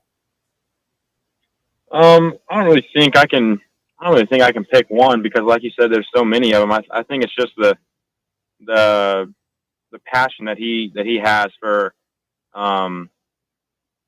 us, not for the game of baseball, not for University of Tennessee, but for us. Like he truly cared and truly wanted to see us succeed. You know, one of my favorite videos was I guess he was doing an interview during the regionals, and I hit a home run and he threw his hands up. I mean, there's hundreds of videos of you know, us doing something well on the field, and he's the first one to, you know, show a reaction or come out of the dugout or high five us or hug us. You know, he really cared about us, and it showed in the way he coached and in his reactions in the dugout. He really cared about us. Well, I was going to say, there's one I remember, and it was more what he said about you. And it was in a post game, and it was during that College World Series run where he got emotional talking about you. And I know by now, I'm sure you remember this one. And it just told me everything I needed to know about a guy who is just a born leader, man. Just that he was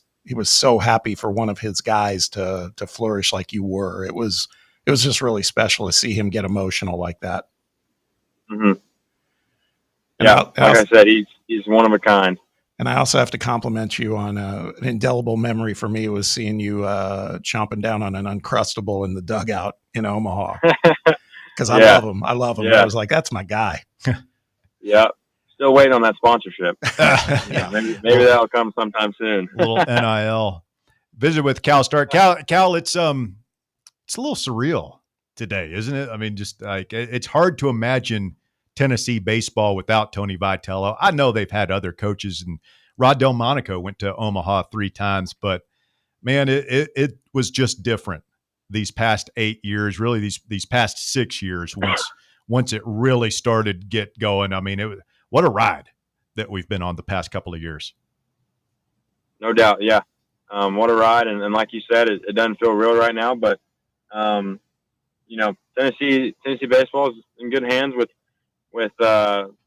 Frank Anderson and Josh Elander right now up there. And so it'll be exciting to see what goes down this year, and exciting to see what Tony does going forward in the next chapter of his life.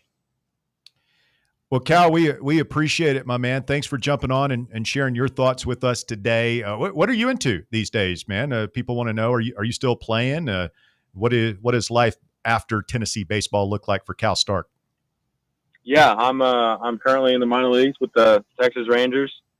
Me and Dylan Dreiling spent the year together Nice. at Hyatt this past year in South Carolina. So off season right now, so just kind of back in Knoxville, hanging out with Jared Dickey, who he has a lot to say about this, but we'll leave his Twitter fingers alone for now. But just kind of hanging out and working out up at Tennessee and kind of doing all that fun stuff right now in the off season. All right, man. Well, we appreciate you jumping on. Good luck with your baseball journey, and we'll stay in touch. All right. All right. I appreciate you guys. Thank you. Thank you, Cal. Cal Stark, the starting catcher on Tennessee's 2024 National Championship baseball team, breaking it down. And, I had to think when he came on, he's got a little bit different tone than we had in the conversation. There's a lot of hurt and some anger right now amongst Tennessee fans. It is cool to see a guy who's just happy for his boy. Yeah. And I'm listen, like I'm thrilled for Tony on a personal level. Like I'm no Giants fan, but I hope he kills it for a couple. First of all, I just like the guy. I want to see him have success. Second of all, I don't want him to fail and come back to college baseball and coach a team that isn't Tennessee. I hope he has a 20-year big league career and rides off into the sunset. Yeah, I agree. I'm just looking on the live chat. Xander Sechrist crashed the live chat on Fan Run TV. What's that crazy guy saying? He just wrote, here it is. Yo, what up, Cal? And then so weird. Then somebody asked, hey, Xander, you're on. Has Danny ever talked to you? And he said, no, unfortunately, just only talked at the beginning of the season to the whole team. And that's all he said. So, all right. So Xander Sechrist is in the chat on Fan Run YouTube, Fan Run TV on YouTube. If you want to go and having a little AMA, ask me anything on there. If you want to go and get his thoughts. Yeah. He's he might be off now that Cal's off, but but that's wild seeing him on there.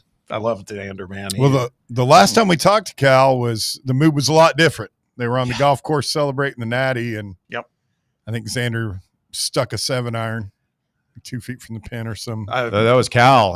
Cal. He striped a drive while he was on the air with us. Somebody held the phone up to him so he could drive while he was doing the interview. Mm-hmm. Take a quick time out. Open up the phone lines again when we continue. 865-966-3435. It is The Drive on Fan Run Radio. We're back with more right after this. The Drive.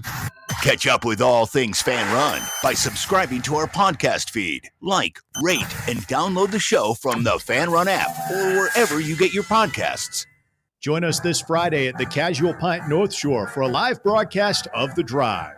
Swing by between 3 and 6 p.m. and register to win the Fan Run Mystery Box. Pick up a Fan Run t-shirt and sample the Casual Pint North Shore's new Thanksgiving turkey sliders, all while you sip on a cold beverage and get ready for the Vols and Kentucky. It's The Drive live this Friday from 3 to 6 at the Casual Pint North Shore, 2045 Thunderhead Road, inside the Blue Building next to Soccer Taco. Be there. With over 60 years of experience in the industry, Merritt Garage Doors has a wealth of expertise in commercial overhead doors in the East Tennessee area. Merritt offers a wide range of door styles like sectionals, rolling steel, high speed, and sheet doors. They also supply and install a wide range of dock equipment. If your business is in need of overhead doors, no matter the type, look no further than Merritt Garage Door, Knoxville's best and most trusted overhead door company. Contact them anytime for a free estimate at 865-933-5319 or online at merrittgaragedoor.com. Citizens National.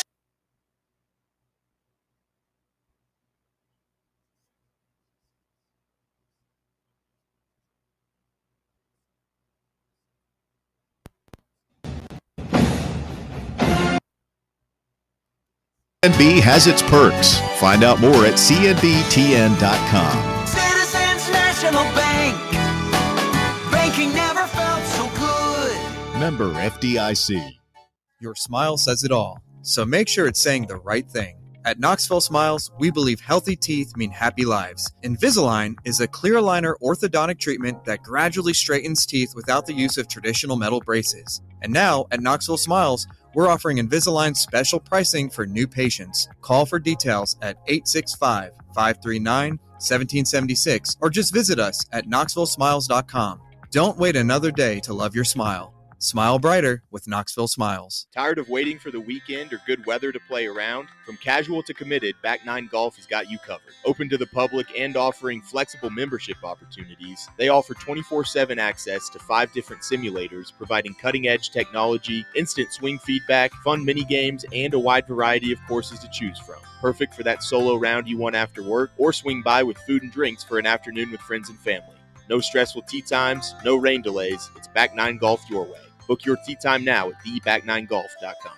Blackford Veterinary Surgery Referral specializes in surgeries not regularly performed by your pet's general veterinarian. They're currently accepting referrals from vets all across the country. With their newly renovated state-of-the-art surgery center and highly trained staff, clients can rely on professional and thorough care. If your vet says that your pet needs surgery or rehab, ask for a referral to Blackford Vet and let them get your best friend back on its feet. Located conveniently in West Knoxville. For more information, visit blackfordvetsurgery.com. I left my heart in San Francisco. Fan Run Radio, the drive continues. And Cal Stark and these players, I see a piece on VolQuest with Jordan Beck, unanimously behind Josh Elander. I mean, that is going to be, if Danny White wants to open this up and bring in, quote unquote, his own guy, somebody else, it's going to be interesting. Cal kind of danced around my question about if it is somebody else, just would the players support that? And he kind of said, well, you know, we'll leave the hypotheticals for later. Mm-hmm. Let's get Travis the Negaval. I mean, you know, have not heard. From him things in a are while. not going well when we hear from Travis the Negaval. Hello, fella. Hey, man. Hey, man. How y'all doing? Doing all right. How about you? Pretty good. Hey, sorry, I've been working a lot. Hadn't had a chance to call in, but figured what better day than today. Well, you kind of stole my point. Would it surprise you at all if Danny hired somebody else just for it to be his own guy? I think that's what we're all kind of wondering. I mean, the best 2 programs on campus weren't his hires, right? That's got to eat at a guy with that much ego a little bit. Like, I like Heupel as good as the next guy, but Barnes and Vitello are by far have the 2 best programs. Wouldn't y'all agree? Yeah, absolutely. That's got to be, I don't know if it's an ego thing with Danny. I think Tony is probably hard to control. I think Tony probably gave him more headaches than Rick Barnes gave him or Kim Caldwell gave him. But Tony also won more than those. That's what I was going to say. Won more, right? And it's not like they weren't winning. I mean, that just kind of speaks to the incredible level that Tony was winning at. 100%. I mean, I still support Heupel. I don't know about some of his staff, but it sure was nice to listen to Vitello actually get up there and talk and not talk for 30 minutes and not say anything, right? That's what Danny should have done today is brought Heupel out with him. He could talk for a half hour and not said anything. And people talk about Danny doing a good job, and I guess he has, but, I mean, if all of your programs are in the tank and then they turn NIL loose, I mean, I'd look like a pretty good AD if you let me spend money and buy myself out of trouble, wouldn't y'all? So Danny says that, you know, he gave 5% is $900,000 of the budget. So that's what women's basketball got. And then he says he gave $750,000 to the baseball program, which leaves $150,000, I guess, that he scattered to maybe track and like some other sports like that. I don't know. Well, I mean, the point I'm trying to make with it is like half of the fan base will say, well, Danny White's done this great job. And I'm not saying he's done a bad job, but he has the benefit of coming into a school where all the programs as a whole were pretty much down, maybe besides men's basketball, well, in baseball. But I mean, like football, women's basketball, all these programs in the tank, and then all of a sudden the NCAA lets you spend money to get out of trouble. Like, I don't think that I'm just saying, like, it would have, without NIL, Tennessee football's in trouble today, right? If this is pre-NIL, does Josh Heupel ever get to the playoffs? It's a good question. I don't know that he's dynamic enough recruiter to do it just on sheer personality and stuff like that. I mean, all these guys want to get paid now, and we're able to swing in there with the haves as opposed to the have-nots. I agree. And the only other gripe I'll have is, I mean, I understand that money makes it all go around, and I understand Nico was a bust, but you're charging people more than you've ever charged them. You can't keep your quarterback. You can't keep your national championship baseball coach. Like, what am I paying all this money for? I don't know. You got a defense out there Saturday that looked pitiful. I mean, how much NIL money does Boo Carter get? But I don't know. I'm not a big Danny supporter today, guys. Appreciate y'all taking my call. It's good hearing from you, Travis. Xander's staying active here on the live chat. Yeah, he said what was up to us right before we went to break in the chat, and he's in there. He's talking about Elander in our chat right now, hyping him up. He just said, I quote, "We love E so much, it wouldn't feel right to go another direction. He's patiently waited, raising a family in Knoxville. There, in my opinion, is no other direction except E." Let's go to the Fan Run breaking news desk this afternoon.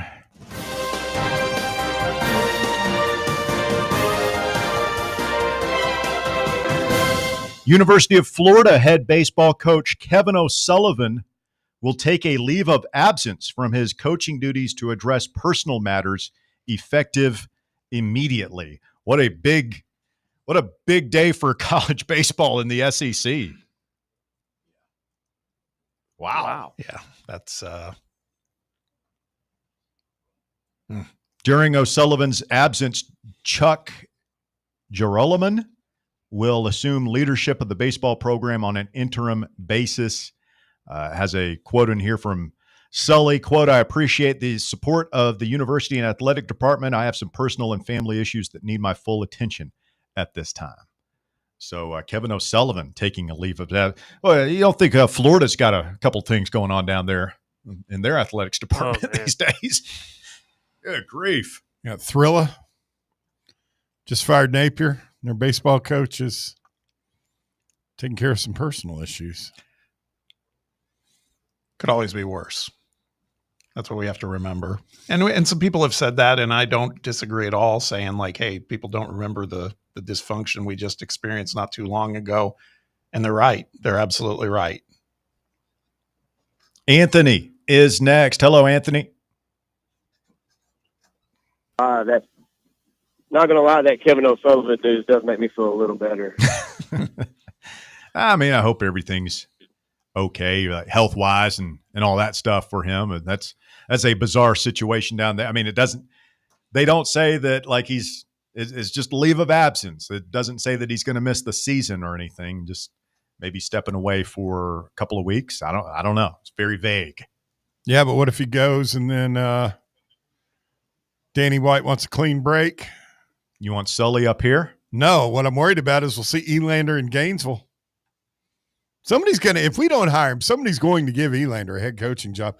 We've talked about it several times on the show. South Carolina should have hired him last time they had an opening. Instead, they went with Maneri. Yeah, I don't think it's like Holly Warlick, where she had been Pat's right-hand woman for, whatever it was, 20 years and just wasn't going anywhere.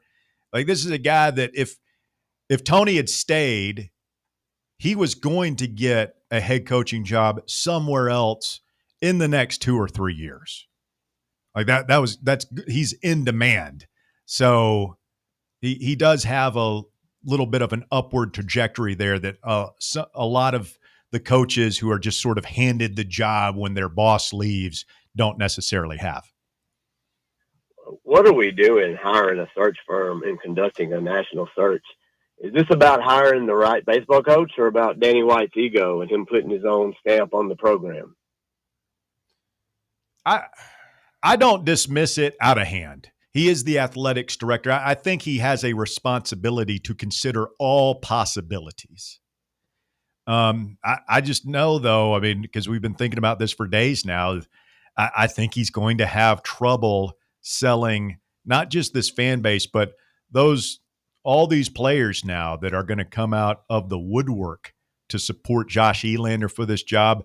I think it would be really divisive if he didn't at least give Elander a chance. Yeah, because a bunch of them that Elander developed are playing in the major leagues now. I just don't see the whole candidate thing really threw me. We've built a program, the best program in college baseball over the last several years, 5, 6, 7 years, however long back you want to count. And, having Vitello managing the Giants could even be looked at as a positive for our program if we hire the right guy. But if we go a different way, I'm worried that this completely severs our ties to Tony V as well. You're right about that, Anthony. I mean, I think it's like one of the biggest compliments to what's been built here. I mean, I really do. People should be, again, we should be happy for Tony. I think most people are.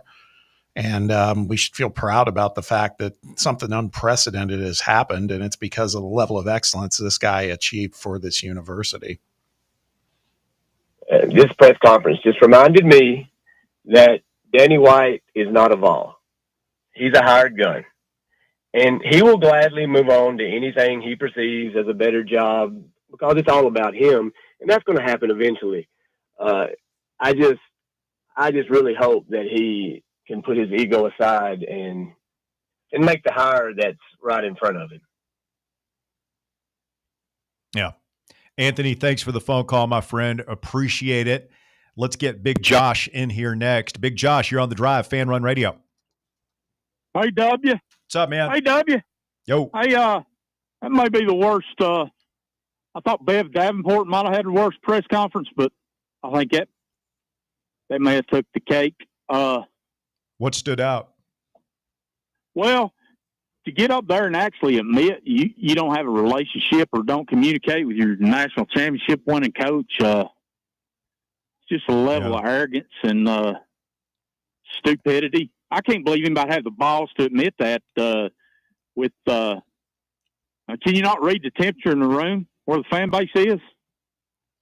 Kind of goes back to what you talked about earlier. How do you not go over and at least tell the guy we'll do whatever it takes if you really do want to stay? Yeah, and if he looks you in the eye, Big Josh, he says, sorry, Danny, you and I might have had our differences before, but this isn't about that. This is about Major League Baseball and the chance to manage Willie Mays' franchise, and I got to go do this. And at that point, I'm fine with that. Okay, you tried, but it doesn't sound like he tried. It sounded like he, quite frankly, was glad to see him go.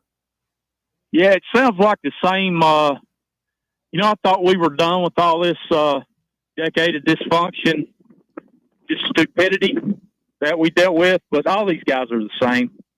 It's all dollar bills and, baseball, it's not a revenue generator. Truthfully, he don't care. He don't care. I mean, there was so much hidden value, though, Josh, with him as part of. You're not. You're preaching to the choir, but Bear. I know. The problem is he don't know, and he's the damn athletic director. I mean, in a lot of ways, Tony was the face of Tennessee athletics for the past several years. I mean, he was the face of college baseball. It's and to get up there and take credit for his recruiting. I mean, there's so many, and all the stuttering. He sounded like damn Porky Pig up there talking. And this is the damn king of the high castle over there who can't even come down and talk to his 4 big head coaches. He's stupid. He was excited. He was excited. I mean, he's very aware of the narrative around what's going on and him the past 48, 72 hours. And he wanted to get out there, and he feels like he set the record straight today. It sounded like Butch Jones making a list and sticking it in his back pocket again. That's what first thing that came to my mind when he was. Is ass. I mean, who says that at a press conference? He's trying to like some reporters going to say, oh, yeah, I know who that is. No, it wasn't. It hasn't been reported anywhere. It's online because people in your program are talking about it, including players and coaches and staff. And it's leaking like a sieve over there, Danny. Don't ask the media. Ask your people that you don't talk to. He's take off the Danny Upcharge hat and put on Danny the plumber hat again. Yeah. Go looking for leaks. And you know as well as I do, Elander's not getting this job. This is Kippy Brown 2.0. Oh, Lord, if they trot a Derek Dooley out there, Big Josh, I don't know that I can handle it.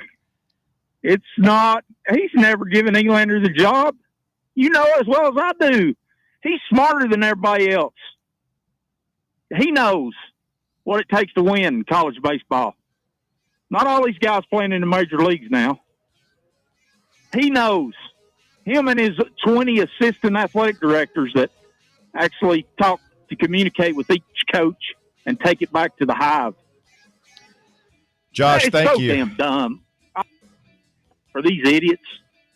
All right. Thank you, man. All right. Stay with us.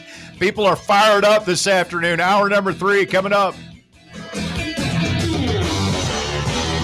The Drive. Fan Run is giving away a huge prize package. That's a big box. What's in there? You're going to want to find out. What's in the box? What's in the box?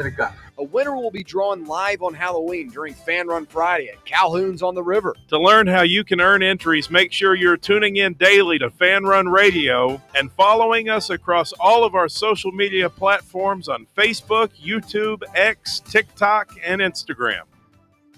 For over 3 years, Crumble Cookies has served the Knoxville area, from Clinton Highway to Parkside Drive. Even our friends out in Maryville have reached you, our fans, with the best cookies in the game. This fall, Crumble is gearing up for yet another fantastic season. Whether you're tailgating or looking for a pick-me-up after getting the kids from school, Crumble has you covered. Download the Crumble app to check out this week's rewards and features. And stop on by. Tell them Fan Run sent you, but don't miss the cookies. Got a problem tree looming over your home? Call ECR Total Landscapes. Whether it's trimming, removal, or storm cleanup, our certified pros get the job done safely and efficiently. We're licensed, insured, and ready 24/7 for emergency calls. Big or small, we cut them all. ECR Total Landscapes. Call now for a free estimate, 865-384-2012, and mention promo code FANRUN for free stump grinding on any tree removal now through the end of the year. Also, visit us at ecrtotallandscapes.com.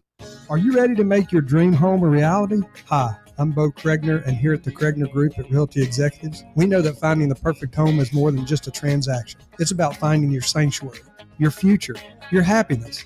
Our team is dedicated to guiding you every step of the way, ensuring a smooth and stress-free journey towards home ownership. Whether you're buying, selling, or investing, we're here to help.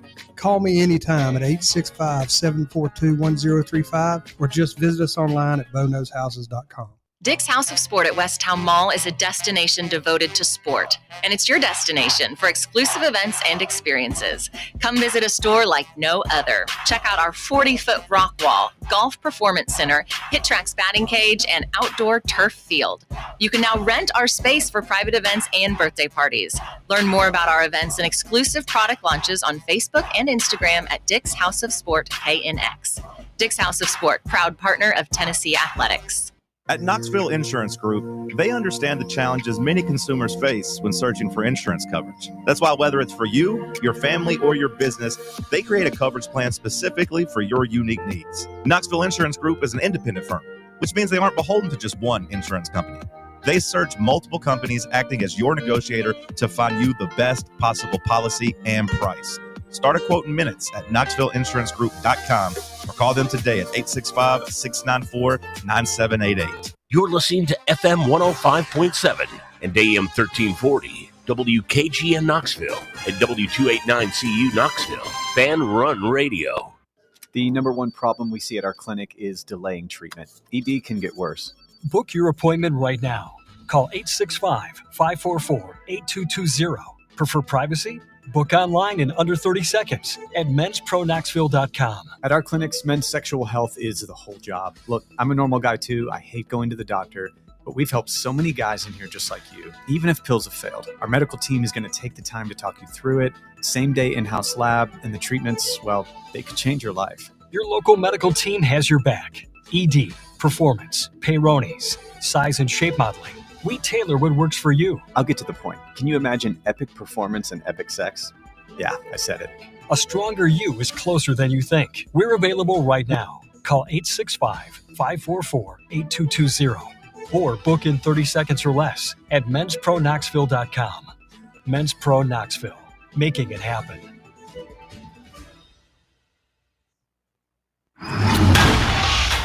It's time for The Drive's Top 5 at 5. Quitting time on your Wednesday, 5 o'clock here on Fan Run Radio. Russell Smith back with you. Bob Baskerville is here. Bear and Walker through the looking glass in the top 5 at 5. Brought to you this afternoon by Knoxville Smiles. Walker, hit it. At number 1, Tennessee coach Tony Vitello is finalizing a deal to become the next manager of the San Francisco Giants, marking the first time a big league team has plucked a manager directly from a college program without any experience as a professional coach. Vitello took over in 2018 and posted a 341 and 131 record, highlighted by a national championship in 2024.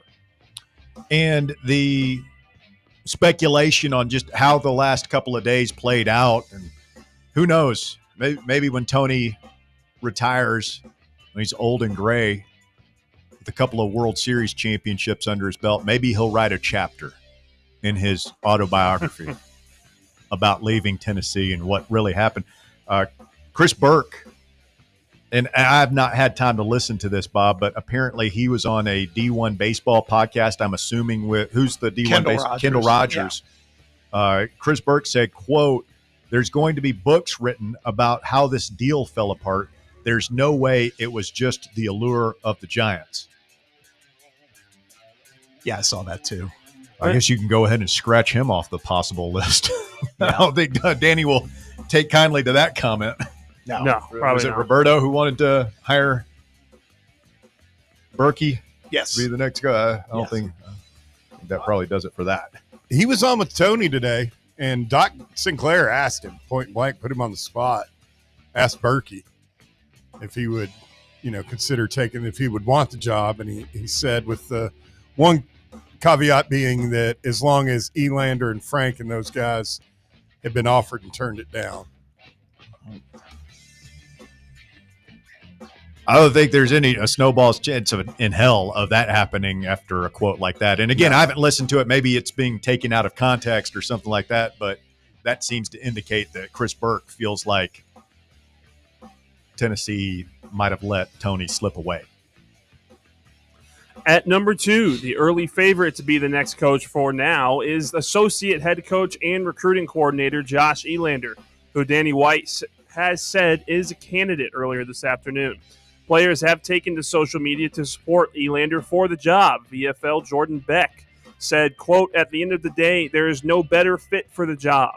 Blake Burke wrote that Elander is, quote, 100,000% the guy, while Camden Sewell added that, quote, there's only one thing to do, while posting a picture of Elander. Finally, VFL Jared Dickey said that, quote, he is the glue that holds it all together and never gets enough credit. If that's not him, then something off. So the Josh Elander file for the uninitiated. A Round Rock, Texas native, that's a suburb of Austin. Graduated from TCU in 2016, where he first encountered Tony Vitello. Drafted in the 6th round of the 2012. I guess he graduated TCU in 2012. He began his coaching career as a student assistant at TCU in 2016. Drafted by the Braves in the 6th round of the 2012 draft. Played, looks like, about 3 years of minor league ball before beginning his coaching career at TCU. He was at Arkansas as a volunteer in 2017 before coming to Knoxville with Tony Vitello in 2018. So he's been there for the entire time. He's been boots on the ground right in there with Tony building this program. Yeah, I mean, he's been with Tony before that, at Arkansas. I mean, it makes me wonder. I mean, does Danny White want to completely, blow everybody out and start over? Or I think what the fans and obviously the players want is we want, even if he's not going to be here, we would like something resembling Tony Vitello baseball to continue. Yes.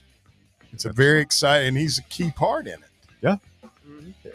I should have named him interim. I'm starting to get mad now for the first time today. I've gotten through the sadness part, Russ. Well, Cal Stark kind of threw me for a loop because his tone was so different than what our tone was. And it's like, man, you got to be happy for Tony on a personal level.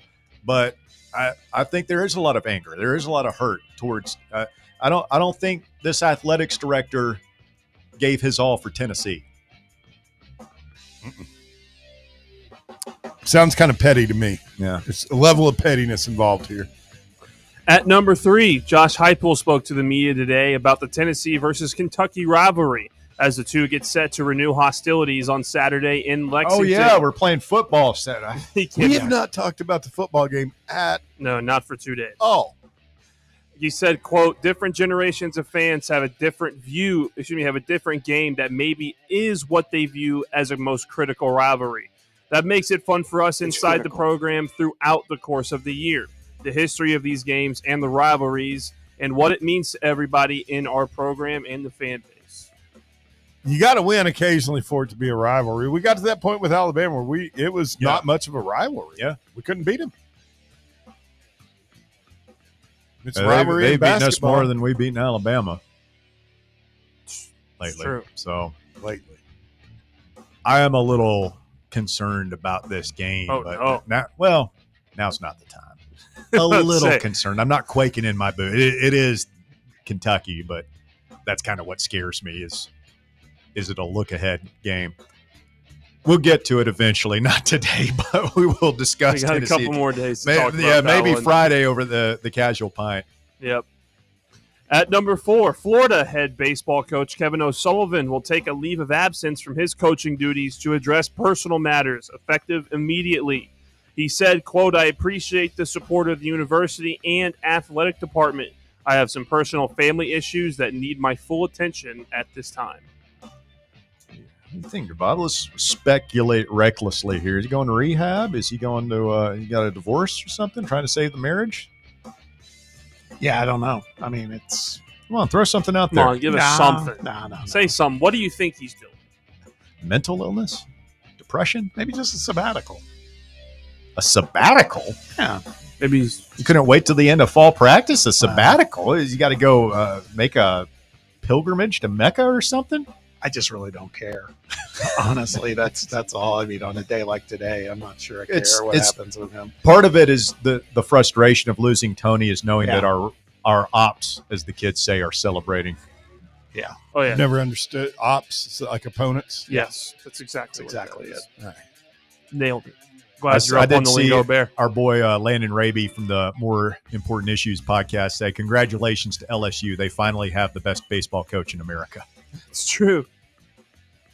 It's true.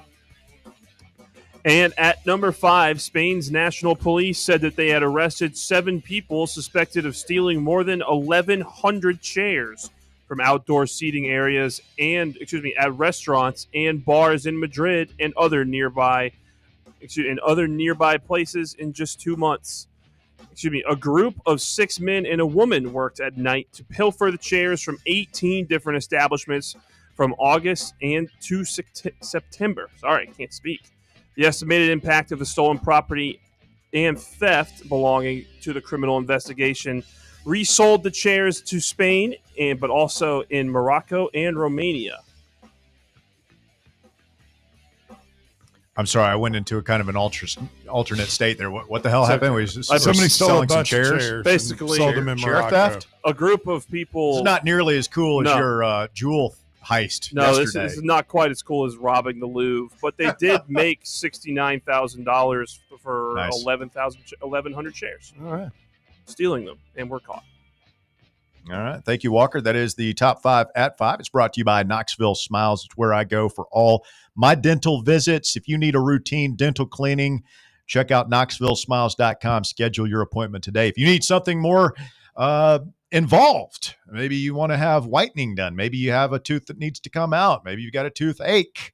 You need bridges, fillings, crowns, veneers, implants. They do it all at Knoxville Smiles. Give them a call. Tell them Fan Run sent you at 865-539-1776. You set up your appointment today. You can do it online, KnoxvilleSmiles.com. Smile brighter with Knoxville Smiles. Tony Vitello has left the building. Jesus. Tennessee baseball will never be the same. Doesn't mean it can't be good. Doesn't mean it can't be great.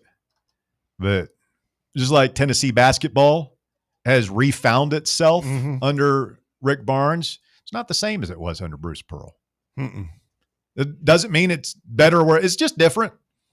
And I'm hoping that, maybe that's a good analogy is that we can skip Conzo Martin and Donnie Tyndall and go right to the Rick Barnes figure for this baseball program. Bob and I talked to her. We both had the same thought today. Like, Tony, we thought that nobody would ever leave as big a hole as Bruce Pearl did when he was gone.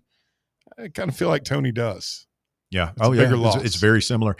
And I just think if it's not going to be Elander, you've got to copy the blueprint, man. You can't bring in some small ball guy in here.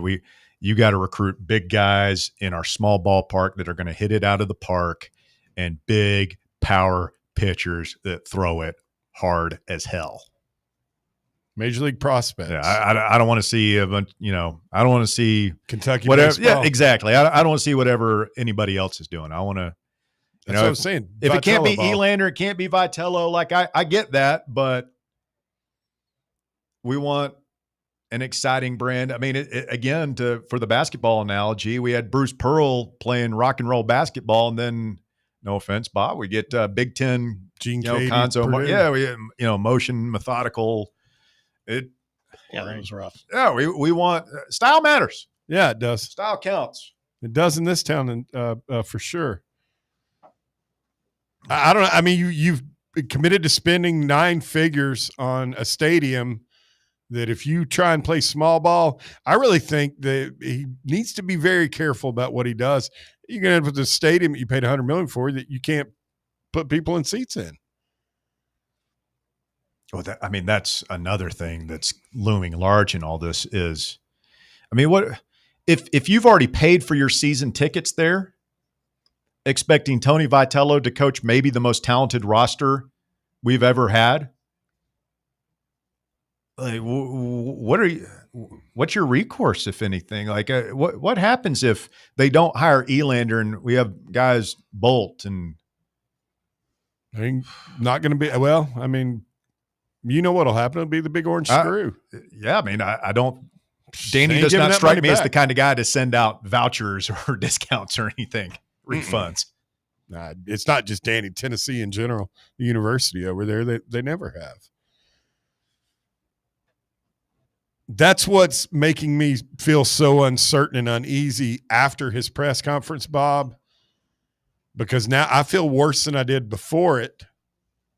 He didn't exactly calm the waters, did he? No. And I find myself thinking, am I being too hard on Danny White? And I go out and ask people outside in the lobby who are not, on air folk, what did you think of that? And they're saying that was a disaster. He was stuttering. He was unsure of himself. He was talking about himself. Very defensive. Yeah. Rumors. Bring you the facts. He was kind of a little bit combative. I mean, Little- Bob, yeah. I mean, you've been in. Not just a little bit combative. Tried to call someone out. I mean, you've been in those rooms. You know, whoever, what we were talking about earlier, whoever his assistant was. He says that it was, quote, factually incorrect that baseball money was taken away and given to women's basketball. That's his position. And maybe he's correct. Nobody said it was taken away. What people around town are saying is that they got a bigger percentage than the baseball team. So I don't know if he's trying to thread the which he needle here. confirmed. Yeah. You never gave it to the baseball. That's what we're all pissed about, buddy. We know it wasn't taken away. You didn't give it to him, Danny. And he's the only guy on campus with any hardware. I mean, I love Rick Barnes. I love Josh Heupel. I think Kim Caldwell's got a lot of potential. But let there be no mistake. And one of the only person, the only coach in the sports that matter, like the borderline revenue sports, is Tony Vitello. Should we go to the phones or should we let Bear cook? Probably go to the phones. Let's get Jesse in here. Sorry, Bear, you've been voted down. Jesse, you're on the drive. It's Fan Run Radio. Man, I feel like I'm catching on some spinal stenosis watching that press conference. Don't be a clown, Jesse. Don't be a clown. I'm highly triggered. Hey, first off, I was watching like the first 30 minutes of the stream. I hope you're doing well, buddy. We got to get the vibes up. I'll say this. I think you that talk about press us? conference. Me? Which one of us? Yeah, Bob. Oh, hey. Yeah. I turned it on. Y'all are all wearing black. I'm like, my goodness. Bobby's got the blues, man. No, that's fair. That's fair. We are wearing black. I'll go back to this. I think that press conference was the best thing that could have happened because it looks so evident that Danny White has no idea what he's doing with a baseball manager nationwide coaching search, that it's going to be evident. Like, the craziest thing about 2017 was that there was a bad hire being forced down the fan base's throat.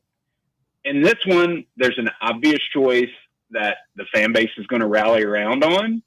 And the fact that you're up there stumbling, bumbling, like, on what we're going to do or, like, try to get this, like, and then the fact it's like, oh, there's going to be a leadership group that the players are going to vote on to, like, that way they're involved. Like, it's going to be evident that the fan favorite, the don't rock the boat type to keep everything on course is going to be Elander. And with how Danny White just looked up there and like, as you guys alluded to, how he got defensive and like just, nervous. He looked like nervous during the headlights. I don't think he's going to risk going up against a fan base that sort of delivered the environment on how he eventually came to get this job. I mean, if people are upset with Danny White today, he kind of has a get out of jail free card right now, in that if he named Elander, I think that would smooth over a lot of the hard feelings. Not all of them, but because people are still going to wonder how he let Tony get away. But it just feels like if he doesn't pick Josh Elander, that this tension is going to ratchet up a notch. And also, like, it's very evident. I wish he could freeze his age, but like, we're probably 12 to 24 months away from losing Rick Barnes to retirement as well. And so the easiest thing he had when he was walking into his job is like, I do not have to worry about the baseball program. We've got the biggest ambassador for the university and the AD as the coach, kicking ass and selling the university by going, like, how many times did you see Zakai Ziegler going for a loose ball, slide out of bounds? And guess who's helping him up in the corner? Tony Vitello. You see him on all the baseball, like the baseball draft, always wearing that orange tie, looking beautiful. Beautiful, Bear. Beautiful. But it's just, it's funny you brought up Quanzo Martin. Like, if he hires someone outside the tree, his own guy, and the program even starts to slide, like being a bubble for just even getting in the tournament. Oh, you remember, I know it was year 3, but the petition, bring back Bruce, third year into Quanzo, and then he finally makes a run in the tourney and like bolts. I just think that Danny White is not prepared, even if he views baseball as like obviously not one of the bigger priorities of an athletic department. Like, the fact that there's going to be so much emotion and energy from the fan base uniting behind, and former players uniting behind an obvious pick. Yeah. Like, I don't think he's going to view as like, it's not worth the energy to fight them on this. And, oh, by the way, this is not just some like assistant that isn't highly sought after for head coaching gigs around the country. So It's not all doom and gloom. I feel like Danny White is calculated enough to he's like you phrased it perfectly. He's going to have a get out of jail free card the minute that the fans and all this push back. But I'll say this: I'd hate to be Josh Heupel right now, because if we haven't talked about football. Like, how great after getting a freaking roadshow debacle have you, basically the first 4 days after that, you've really been out of the spotlight. Because your baseball coach, even though he's leaving, is the headline. But I'd hate to be Josh Heupel, because it's like if the football program starts regressing or plateauing, and then it's like we lost Tony, and then everything, like, my goodness, like he's the guy. Like Heupel's Danny's guy, and like you. Jesse, I feel your pain, brother. Thanks for the phone call.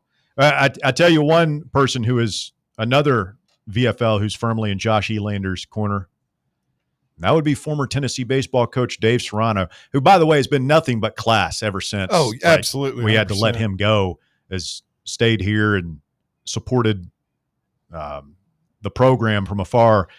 Dave Serrano moments ago on Twitter weighing in. Congrats to Tony on being the first college baseball coach to go straight to the big leagues. I'm so thankful and proud of all the success you had on Rocky Top. Wishing you all the best. Next man up, at Josh Elander. Yeah, I just saw that. When we continue, we're going to run down Xander Sechrist, who jumped in our chat on YouTube earlier today. And you never know what this guy's going to say, so stay tuned. This should be interesting. One of the key pitchers on the 2024 National Championship team, and a real character as well in that dugout. We will talk to him when we continue, as Tony Vitello leaving Tennessee today to take the San Francisco Giants managerial job. Back with more Fan Run Radio right after this. The Drive. Streaming worldwide at fanrunradio.com and on the free Fan Run app. This is Big Orange Country's sports talk radio superstation. Fan Run Radio. Knoxville. What kind of day is it? It's a White Claw day. Light and refreshing tasting, uniquely cold way filtered. There's an iconic flavor for everyone. Come on, grab a pack. White Claw. Grab life by the claw. Please drink responsibly. Hard seltzer with flavor. White Claw Seltzer Works, Chicago, Illinois. Knoxville, get ready. The Big Sports Show is coming Saturday, November 8th at the World Exposition Hall. Meet your favorite sports stars. Hall of Famer Earl Campbell, baseball greats Wade Boggs, Dwight Gooden, and Jose Canseco, plus UT legends Shamiqua Holtzclaw, Carl Pickens, and many more. Autographs, photos, and memories you'll never forget, all in one huge day. Tickets on sale. Get yours now at BigSportsShow.com. That's BigSportsShow.com. The Big Sports Show, Saturday, November 8th, Knoxville. Don't miss it. Fall fans, reimagine your home at Broadway Carpets and Flooring for any remodeling or building needs. With a variety of carpets, rugs, hardwood, vinyl, and stone, Broadway has all the flooring and installation options you're looking for, including pet-resistant products like Pet Perfect Carpet from Shaw Floors. Visit their showroom in downtown Knoxville or the location in West Knoxville located on Kingston Pike near Pellissippi Parkway today. Are you a federal employee facing workplace challenges like suspension or removal? Are you concerned about your security clearance with any federal agency? You know the Griffin Law Firm is your trusted ally in military legal matters. But did you know they also specialize in civilian federal employment law? If you're a federal employee facing workplace challenges like suspension or removal, if you're concerned about your security clearance with any federal agency, the DOE, FBI, FCC, or DOD, you might not know it, but you do have legal recourse. The Griffin Law Firm specializes in federal employment law, military law, and security defense law. VFL Marshall Griffin and his experienced team are ready to make your problem their problem, no matter which federal agency you work for. Don't face federal employment issues alone. Remember, remain silent, request counsel, call Griffin Law, 888-707-4282, online at griffinlawdefense.com. Ready to launch your career? Axle Logistics is a leading third-party logistics company where excellence is an energy. With an award-winning culture, Axle proves that positive outcomes come from a positive environment and a work hard, play hard mentality. At Axle, the drive for success is infectious. And with an uncapped commission structure, hard work isn't just noticed, it's rewarded. For those with big goals and even bigger dreams, Axle Logistics is the place to start your career. Got a flat tire? Strange noise under the hood? Don't stress. Roll into Matlock Tire and Auto Service. From oil changes and brake repairs to brand new tires, Matlock's certified techs do it all. Fast, friendly, and fair priced, Matlock is the home of the price match guarantee. Bring in any competitor's ad and Matlock will match the exact same tire for the exact same price. Matlock Tire and Auto Service. 5 locations in East Tennessee. Visit matlocktireservice.com to find the location nearest you and schedule your appointment.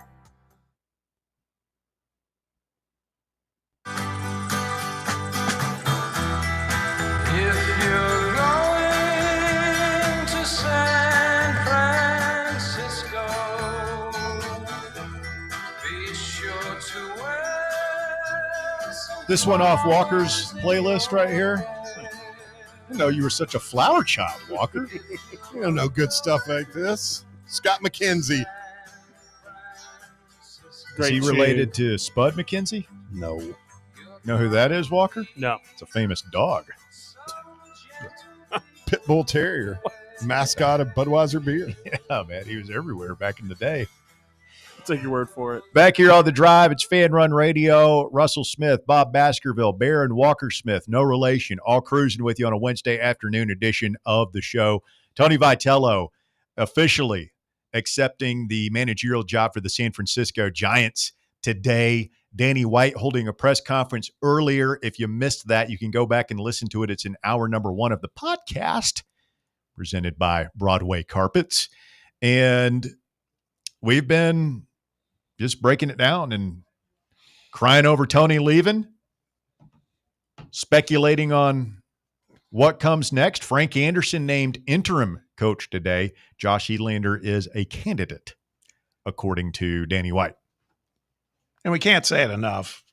It's an awesome opportunity for Tony, right? We know that. We absolutely know it. Yes. We're hurting a little. We that's just, all. yeah. A little? Maybe a lot. I'm despondent. Let's bring in another special guest. This is Xander Sechrist. We all remember him well, the big lefty. Sunday afternoon man. Came out of the bullpen to become the Sunday starter and the pivotal Game 3 starter in the World Series win against Texas A&M. Xander, thanks for jumping on, man. How you doing? Hey, how we doing, fellas? Thanks for having me on again. I know you guys had me on like a year ago, but it's cool to be back. Well, yeah, thanks for jumping. And I guess Xander has entered the chat. You found our YouTube feed, I guess. Yeah. Yeah, it was just kind of sitting there on my home screen on my iPad, and I just clicked it, and then you guys were on the phone with Cal. So I was like, yo, what's up, Cal? But usually when I go into these things, like it's some random name, but I don't know why my name's like that. But usually people don't think it's me. Like I have some that think that I'm just a random guy that just is acting like me. Yeah, like, valor. Usually most of the time it's me. Stolen valor. Well, that's what I thought because Bob has been known to get fooled by fake accounts before. So when he told me that Xander Sechrist was in the YouTube chat, I'm like, Bob, are you sure? Yeah, I vetted it. I vetted it, and he was kind enough to say, hey, it's really me, man. It's really me. Well, Xander, what do you think about it? I'm sure you've been following the news. Tony Vitello leaving Tennessee, a day many of us thought we'd never see, but here we are.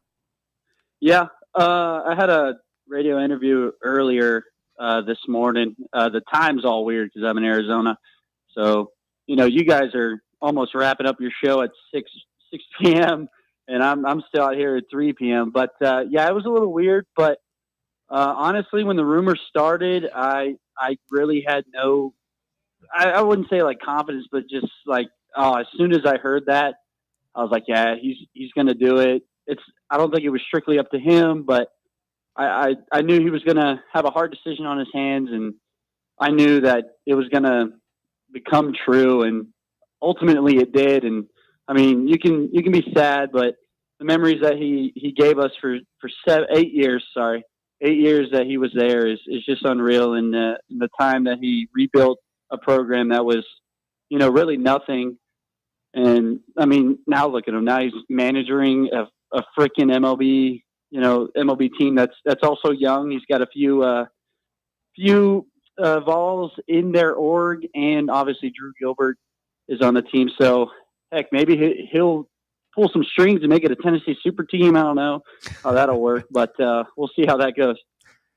This, I think, would be a great question to ask you. I mean, I know you're in the minors, Xander, and I appreciate you hopping on, by the way. This is pretty awesome. But, you would know better than anyone. You spent time under V and the whole concept, because it's been bandied about the transition to the pros and the Major League Baseball culture, locker room, et cetera. And can Tony adapt to that? To me, it feels like he's pretty adaptable to any circumstance. Would you agree? I mean, this sounds like this is what Buster Posey was wanting, was like a kind of a jolt of a different kind of rocket fuel in that clubhouse. Yeah, I believe so. I think he's going to adapt well. Obviously, with the Giants, you're competing with the Padres and Dodgers mainly. So bringing V in, I think, lights a fire underneath the organization a little bit. Obviously, Buster Posey knows what he's going to do. He's not going to just hire a Joe Schmo and run the Giants into the ground. I mean, Buster Posey played for the Giants for forever, so he's trying to make the right decisions for the organization, and I think this is the right one. I think the culture-wise, it's going to be a little different because V's not recruiting his guys. Obviously, these guys are $1 million makers, and mainly the front office makes the trades and moves and stuff. But I mean, maybe V can suggest, but I doubt with him being like a first-year manager. So it'll be a culture shock, I think, just based off like pro ball in college and him not having like the full reins of the team and making it run the way he might want it to be. Obviously, it's his team; he's the manager of it. But obviously, there's way more behind-the-scenes stuff in pro ball than college. You know what the nightmare scenario for Tennessee fans is here, Xander? And we've already gamed this out on the show yesterday. Like if Tony doesn't do well, because it's Major League Baseball, man, you never know. Like good coaches get fired all the time, or he doesn't like it, or whatever. Like 2 or 3 years, and that Arkansas job is open. Oh. You don't think would he do that to us? Would he go and coach our enemies? Okay, well, so here's the thing. I was thinking about it for like the past couple of days and like mapping out like different sort of things. But I mean, it's pretty smart to think like that because obviously Tennessee is going to hire a new head coach. So if V doesn't work out in the major leagues, Van Horn doesn't have like that much time left, I believe, in coaching like Arkansas. So maybe his time runs out a little bit and maybe he retires earlier than he wants to if he, unfortunately doesn't do well in pro ball. And I mean, I could see it happening. I think it's just all roads lead to Arkansas. I mean, I think deep down in my heart, I know it's tough to say, but it's just a logical thing. I think he wanted the Arkansas job way before the Tennessee job, but Tennessee was open and he was like, hey, let's see what I can do.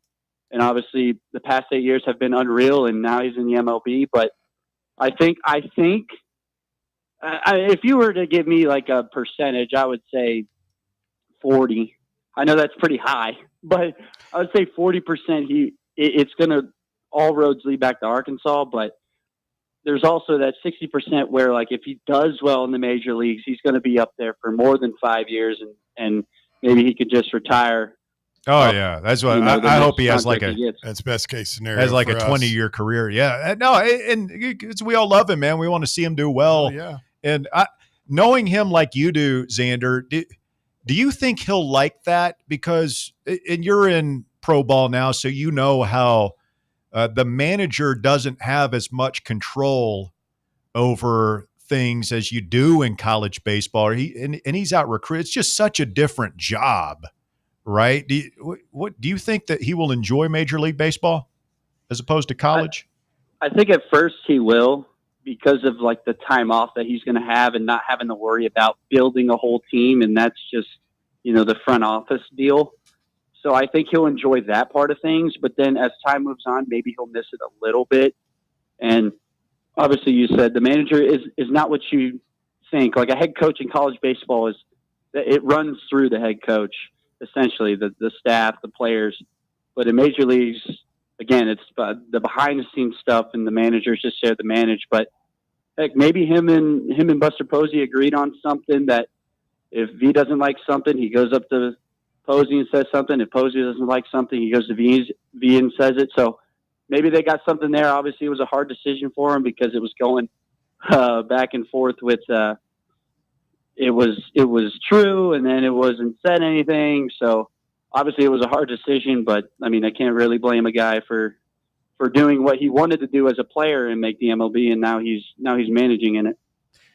When we look forward to what is next for Tennessee, we heard today from Danny White that Frank is the interim coach of the team, the head coach, with certainly Josh Elander, his candidacy being considered. You put your vote of confidence in on the live chat. That's when you caught my eye for Josh. I mean, you knew it was me because I started talking in like that realm. Yeah, exactly. But yeah, expand on that a little bit, because again, we talk about it like we know and we don't know. I mean, you've lived in that world. You were under Tony and Josh's tutelage, and Frank's for that matter. But just talk about, why you feel like this is a standing up meeting, as they call it. This thing should be a pretty easy decision in your mind. Yeah, I have a soft heart for Coach A. So I absolutely love that he got the interim. I didn't know they would go an interim route, although you probably have to. But maybe, there's hope in E getting the job, in which my opinion here is they just give A the interim, and then they sit down after the year and have a long conversation with Coach E and obviously other candidates, which, my opinion, I don't know why we go another route, but I'm not going to get all fired up about it. But they're just going to sit down with E and make sure that he wants to be here, and then they give him a deal and stuff like that. But yeah, it was a little weird. I had to go watch the press conference back. I just got a few clips, but apparently, like I was saying, like Danny White in the baseball realm, which I thought behind the scenes was pretty up close and tight, as I guess not been tight this whole entire time, especially when I was there. Well, yeah, that's what a lot of fans are wondering right now as we visit with Xander Sechrist this afternoon, and it's going to be really interesting to see how this plays out. So you're an Elander guy. All the players, it seems like it is almost unanimous. All these players coming out saying, yes, it's got to be Elander. And that is one thing Danny White said today, Xander, is that he's going to meet with the current players and have a council of guys advising him from the team. And I might be totally off base here, but my read of the situation is all those guys are going to tell him to hire Elander. All you guys, the former players, are going to go to bat for Coach Elander. And I just wonder if there's going to be some pressure on him, man. If he decides to bring in somebody else, I don't know. How are you guys going to take that? I mean, I don't know. Like I said, I think us players now and former players are so like pushing for E, because I mean, like I said, he's patiently waited. He's raising, I think he just had a third kid. He's raising a family in Knoxville. I mean, I was there in 21 to 24, so I saw basically his little AJ, and then the next one, and now there's another one when I leave college. So it was all kind of quick, but there's signs. You don't really have to necessarily ask a guy like, "What are your future plans?" It kind of falls in front of you, and obviously with him having a family in Knoxville, I'm pretty sure that tells where this guy wants to be and stuff like that. But hey, I don't make the big bucks. I'm not an AD, so if I was in Danny White's shoes, I hired E on the spot right now. But you know how that goes.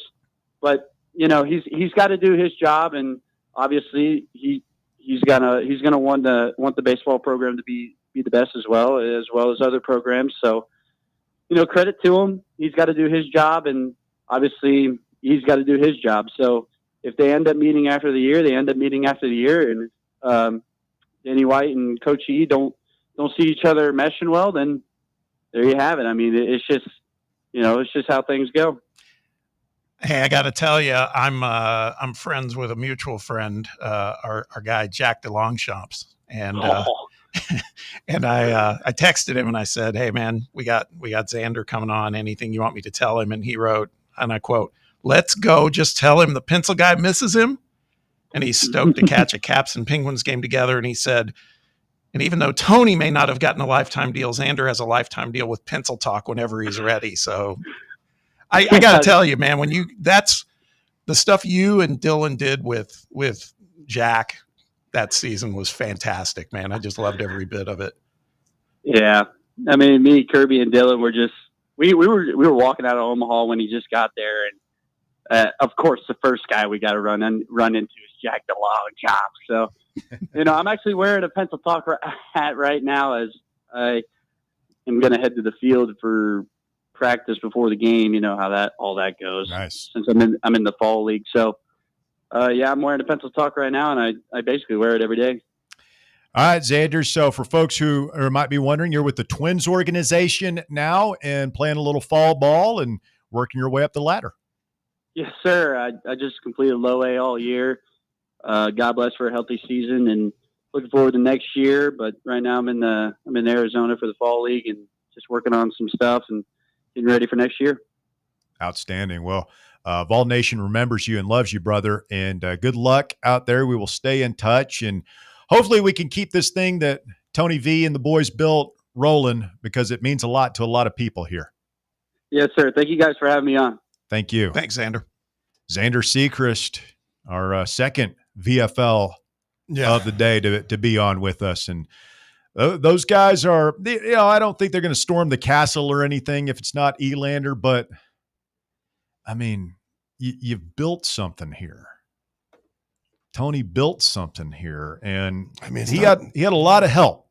Obviously, a lot of players like Xander and Cal, a lot of coaches like Frank and Elander who helped prop him up. This fan base, absolutely, and the administration. Danny White made him the highest paid coach in baseball. It's certainly not all bad with Danny, but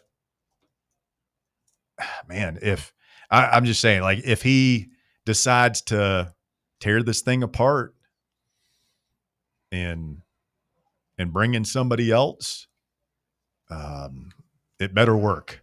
It better work, or there's going to be a lot of people. There's going to be a lot of people with hurt feelings anyway. But if he brings in somebody else and this thing kind of slides back into mediocrity, then that will be a black mark on Danny White's resume.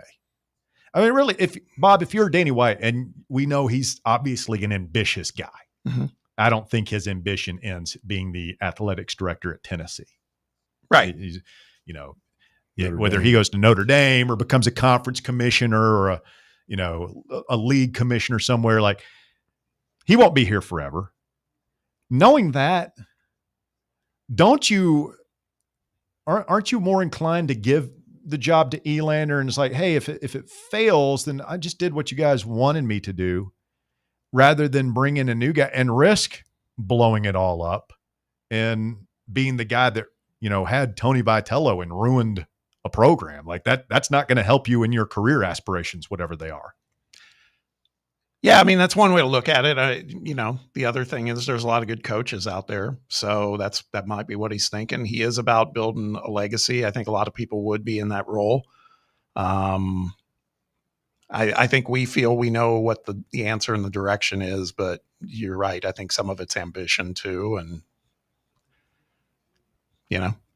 can't think for him. That's all. Quick timeout. Final segment coming up. Speak now, forever hold your peace. The shocking conclusion of the drive on your way next. 865-966-3435 if you want to be on the show. Back to wrap things up right after this.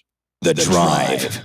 Can't get enough Fan Run Radio? Download the free Fan Run app and take the best Tennessee sports conversations with you wherever you go. Join us this Friday at the Casual Pint North Shore for a live broadcast of The Drive. Swing by between 3 and 6 p.m. and register to win the Fan Run Mystery Box. Pick up a Fan Run t-shirt and sample the Casual Pint North Shore's new Thanksgiving turkey sliders, all while you sip on a cold beverage and get ready for the Vols and Kentucky. It's The Drive, live this Friday from 3 to 6 at the Casual Pint North Shore, 2045 Thunderhead Road, inside the Blue Building next to Soccer Taco. Be there. Yeehaw! I've been hooting and hollering ever since I started betting with the VIP Play app. VIP Play has more than 200 leagues, every bet type you can imagine, live betting and live hosts, all with 24/7 support from real live people when you need them. Start betting better with the VIP Play app today. Don't be a better, be a better with VIP Play today. Download VIP Play today or head to VIPPlayApp.com. Make sure you use the promo code FANRUN to take advantage of their welcome bonus and so they know that we sent you. Gambling problem? Call 1-800-8899-789. Must be 21 or older and located in Tennessee to bet. The number one problem we see at our clinic is delaying treatment. ED can get worse. Book your appointment right now. Call 865-544-8220. Prefer privacy? Book online in under 30 seconds at menspronaknxville.com. At our clinics, men's sexual health is the whole job. Look, I'm a normal guy too. I hate going to the doctor, but we've helped so many guys in here just like you. Even if pills have failed, our medical team is going to take the time to talk you through it. Same day in-house lab, and the treatments, well, they could change your life. Your local medical team has your back. ED, performance, Peyronie's, size and shape modeling. We tailor what works for you. I'll get to the point. Can you imagine epic performance and epic sex? Yeah, I said it. A stronger you is closer than you think. We're available right now. Call 865-544-8220 or book in 30 seconds or less at menspronaknxville.com. Men's Pro Knoxville, making it happen. Bankruptcy, divorce, personal injury. These are just some of the curveballs life can throw at you. Fortunately, East Tennessee has someone to help you work through these problems and recover. The law offices of Jerry R. Givens. If you're in need of legal advice, call today to set up a free, no-obligation consultation. 865-801-9250. As always, the phone call is free, the advice is free, so what do you have to lose? Call 865-801-9250 or go online to jrglawtn.com. That's jrglawtn.com. The law offices of Jerry R. Givens. Legal expertise you can rely on. I will remember.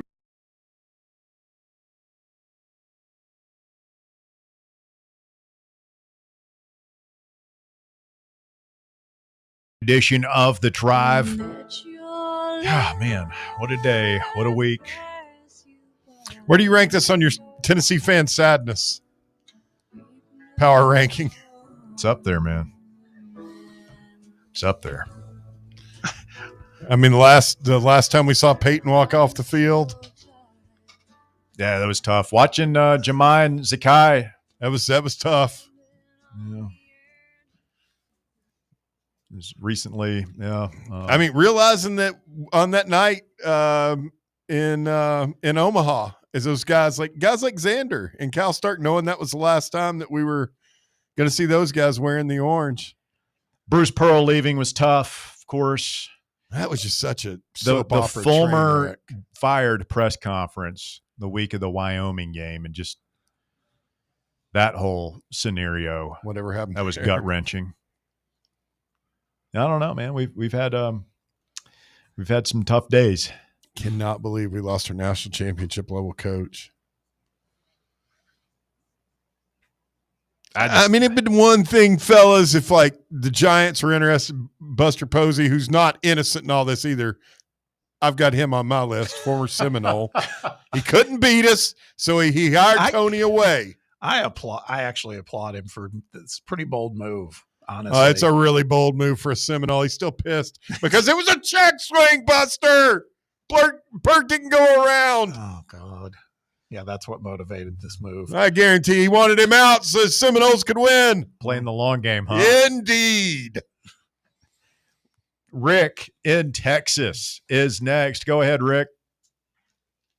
Hey, guys. Thanks for having me on. I think this is the saddest I've felt since I was a grad student at Tennessee and Pat Summitt announced that she was walking off the court for the last time. Oh, there's another one. That was a tough one.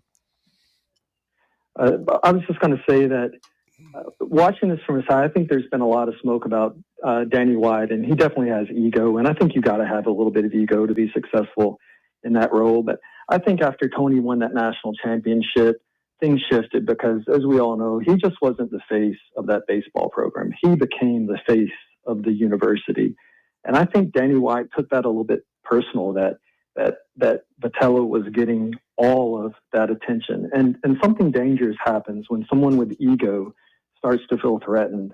And it's that they shift their thinking from what's best for the institution or the university to protecting their personal pride. And I think he was so wrapped up in proving that he had the power and the ability to make the decisions that he just wasn't going to give Tony V anything else. I mean, he did make him highest paid coach. He committed the resources for the facility, but there's been a lot of talk that Tony was trying to negotiate for, a fair distribution of resources from that revenue sharing. And Danny just wasn't going to have it. And I think there were some tidbits too, if you listen to that press conference, where he told us how he really felt. So for instance, he said, all coaches were informed of our roster requirements a year ago. And the expectation is that all coaches meet the expectations. We need our coaches to hit their numbers.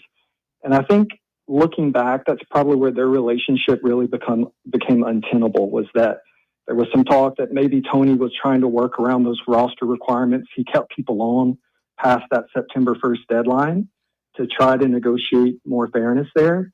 And I don't think Danny White liked that. And I think that's why at the end, he sent Josh Turner to talk to him. I think when all of the dust settles, we'll look back on this and we will be even more sad because we'll realize that I don't think Tony wanted to leave. I mean, that was a man, by reports, he left with tears streaming down his face today.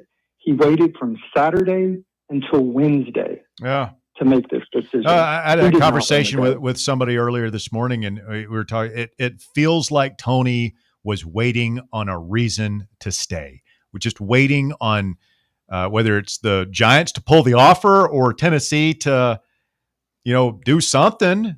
And we find out today that Danny never had a conversation with him the past 3 days until today. And Tony finally told him he's leaving. And it just felt like Tony was waiting for a sign. Have you ever had a big life decision and you're like, God, give me a sign? And it doesn't, it just feels like we never really made those overtures to him. That's going to be the most infuriating thing about this. And I'll end with this just quickly here, is that Xander Zekrest is such a good kid, and I was in Omaha for the national championship, and he was apparently so worked up that he forgot to take confetti off the field. And I saw his aunt post that on one of the ball forums, and so I sent her confetti to give to Xander. So hopefully he got that. Nice. Take care, guys. Very cool. Thank you, Rick. Appreciate the phone call. Danny White today naming Frank Anderson the interim coach. Says Josh Elander is a candidate, but there will be a national search for Tony Vitello's replacement. He encouraged us to give an apology to Kim Caldwell for, as he put it, the false rumors that he took money away from Tony Vitello's baseball program to give to women's basketball. It's not what anybody said, Daniel. It's not what we said. He says it is, quote, factually incorrect that baseball money is going to women's basketball. So that's what we learned today. Let's see. I don't know if we'll be able to get everybody in here. Roberto is next. Go ahead, Roberto. Well, I'm going to try to be brief. Only held for over an hour. Briefly, there's lies, damn lies, and statistics, and Danny Upcharge hit them all today, y'all. That was the most farcical BS I've ever heard any human say in front of other humans. What specific? What did he lie about? He's lied the entire time. He called Tony Basilio out without saying his name and saying he lied about me not giving more money to the women's basketball program than the baseball program, which Tony has said. And then admitted mathematically, right in front of God and everybody, that he gave less money to the freaking baseball program. There's 34 players on scholarship at the University of Tennessee for baseball, and there is 12 to 15 for women's basketball, and you gave more money to women's basketball, which is fine. Don't lie to my face. Don't lie to my face. Tony is taking, and anybody who said this is about his salary, you're full of it. He's taking less money to move to San Francisco. Maybe actually less money, but definitely cost of living difference. So don't give me that either. And the truth is, Tony is the catalyst for what has become Danny Upcharge's everything school. That's his quote, right? Tony is the reason we are an everything school. Ask Rick Barnes what he was doing before 2017 recruiting wise. It was definitely a shot of energy across all programs over there. Yeah. There's no doubt Frank about is the it. interim means Elander's never getting the job. It's never happening. Go ahead and strike that one off. I hate it for Xander. I hate it for Cal, and I hate it for all of us. I'm going to go ahead and say I don't think Elander's ever getting the job. Chris Burke, who I've been, as you said earlier, Russ, been on for, after that quote, he ain't getting the job. That ain't never happening. And frankly, the two guys you should look for are Mike Wazakowski, I believe is how you pronounce it, out at Oregon, and then the Skirka guy up at Murray State. Those are going to be your two candidates. And lastly, and this isn't a recency bias thing for me because I've really thought about your question, Russ. Truly, as a Tennessee fan, I have endured more kicks to the family jewels, more slits to my own wrist, and more toasters in a hot tub than I have ever should have endured as a fan of any school or anything. And the truth is, today's the worst day. Thank you, Roberto. Appreciate the phone call. Kind of a somber note to end on. Kind of where we started. Full circle for 3 hours. We're going to be here for a little bit. We're going to have to work our way through it, Russ. Big thanks to Walker Smith. Thank you, Bear. Thank you, Bob. I'm Russell. We'll do it again tomorrow, 3 to 6, right here on Fan Run Radio.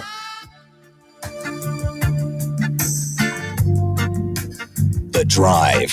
Hi, I'm Bo Cregner with the Cregner Group of Realty Executives. You know, the real estate market, like all other markets impacted by the economy, is changing all the time. And it's never been more important to be personally represented by a trusted real estate specialist. I can't emphasize enough how important it is when selling or buying to be individually represented. Call me today for a free consultation. My number is 865-742-1035, and my website is bonowshouses.com. Your smile says it all, so make sure it's saying the right thing. At Knoxville Smiles, we believe healthy teeth mean happy lives. Now through the end of the year, we're offering half-price whitening with a cleaning. That's right, half-price whitening.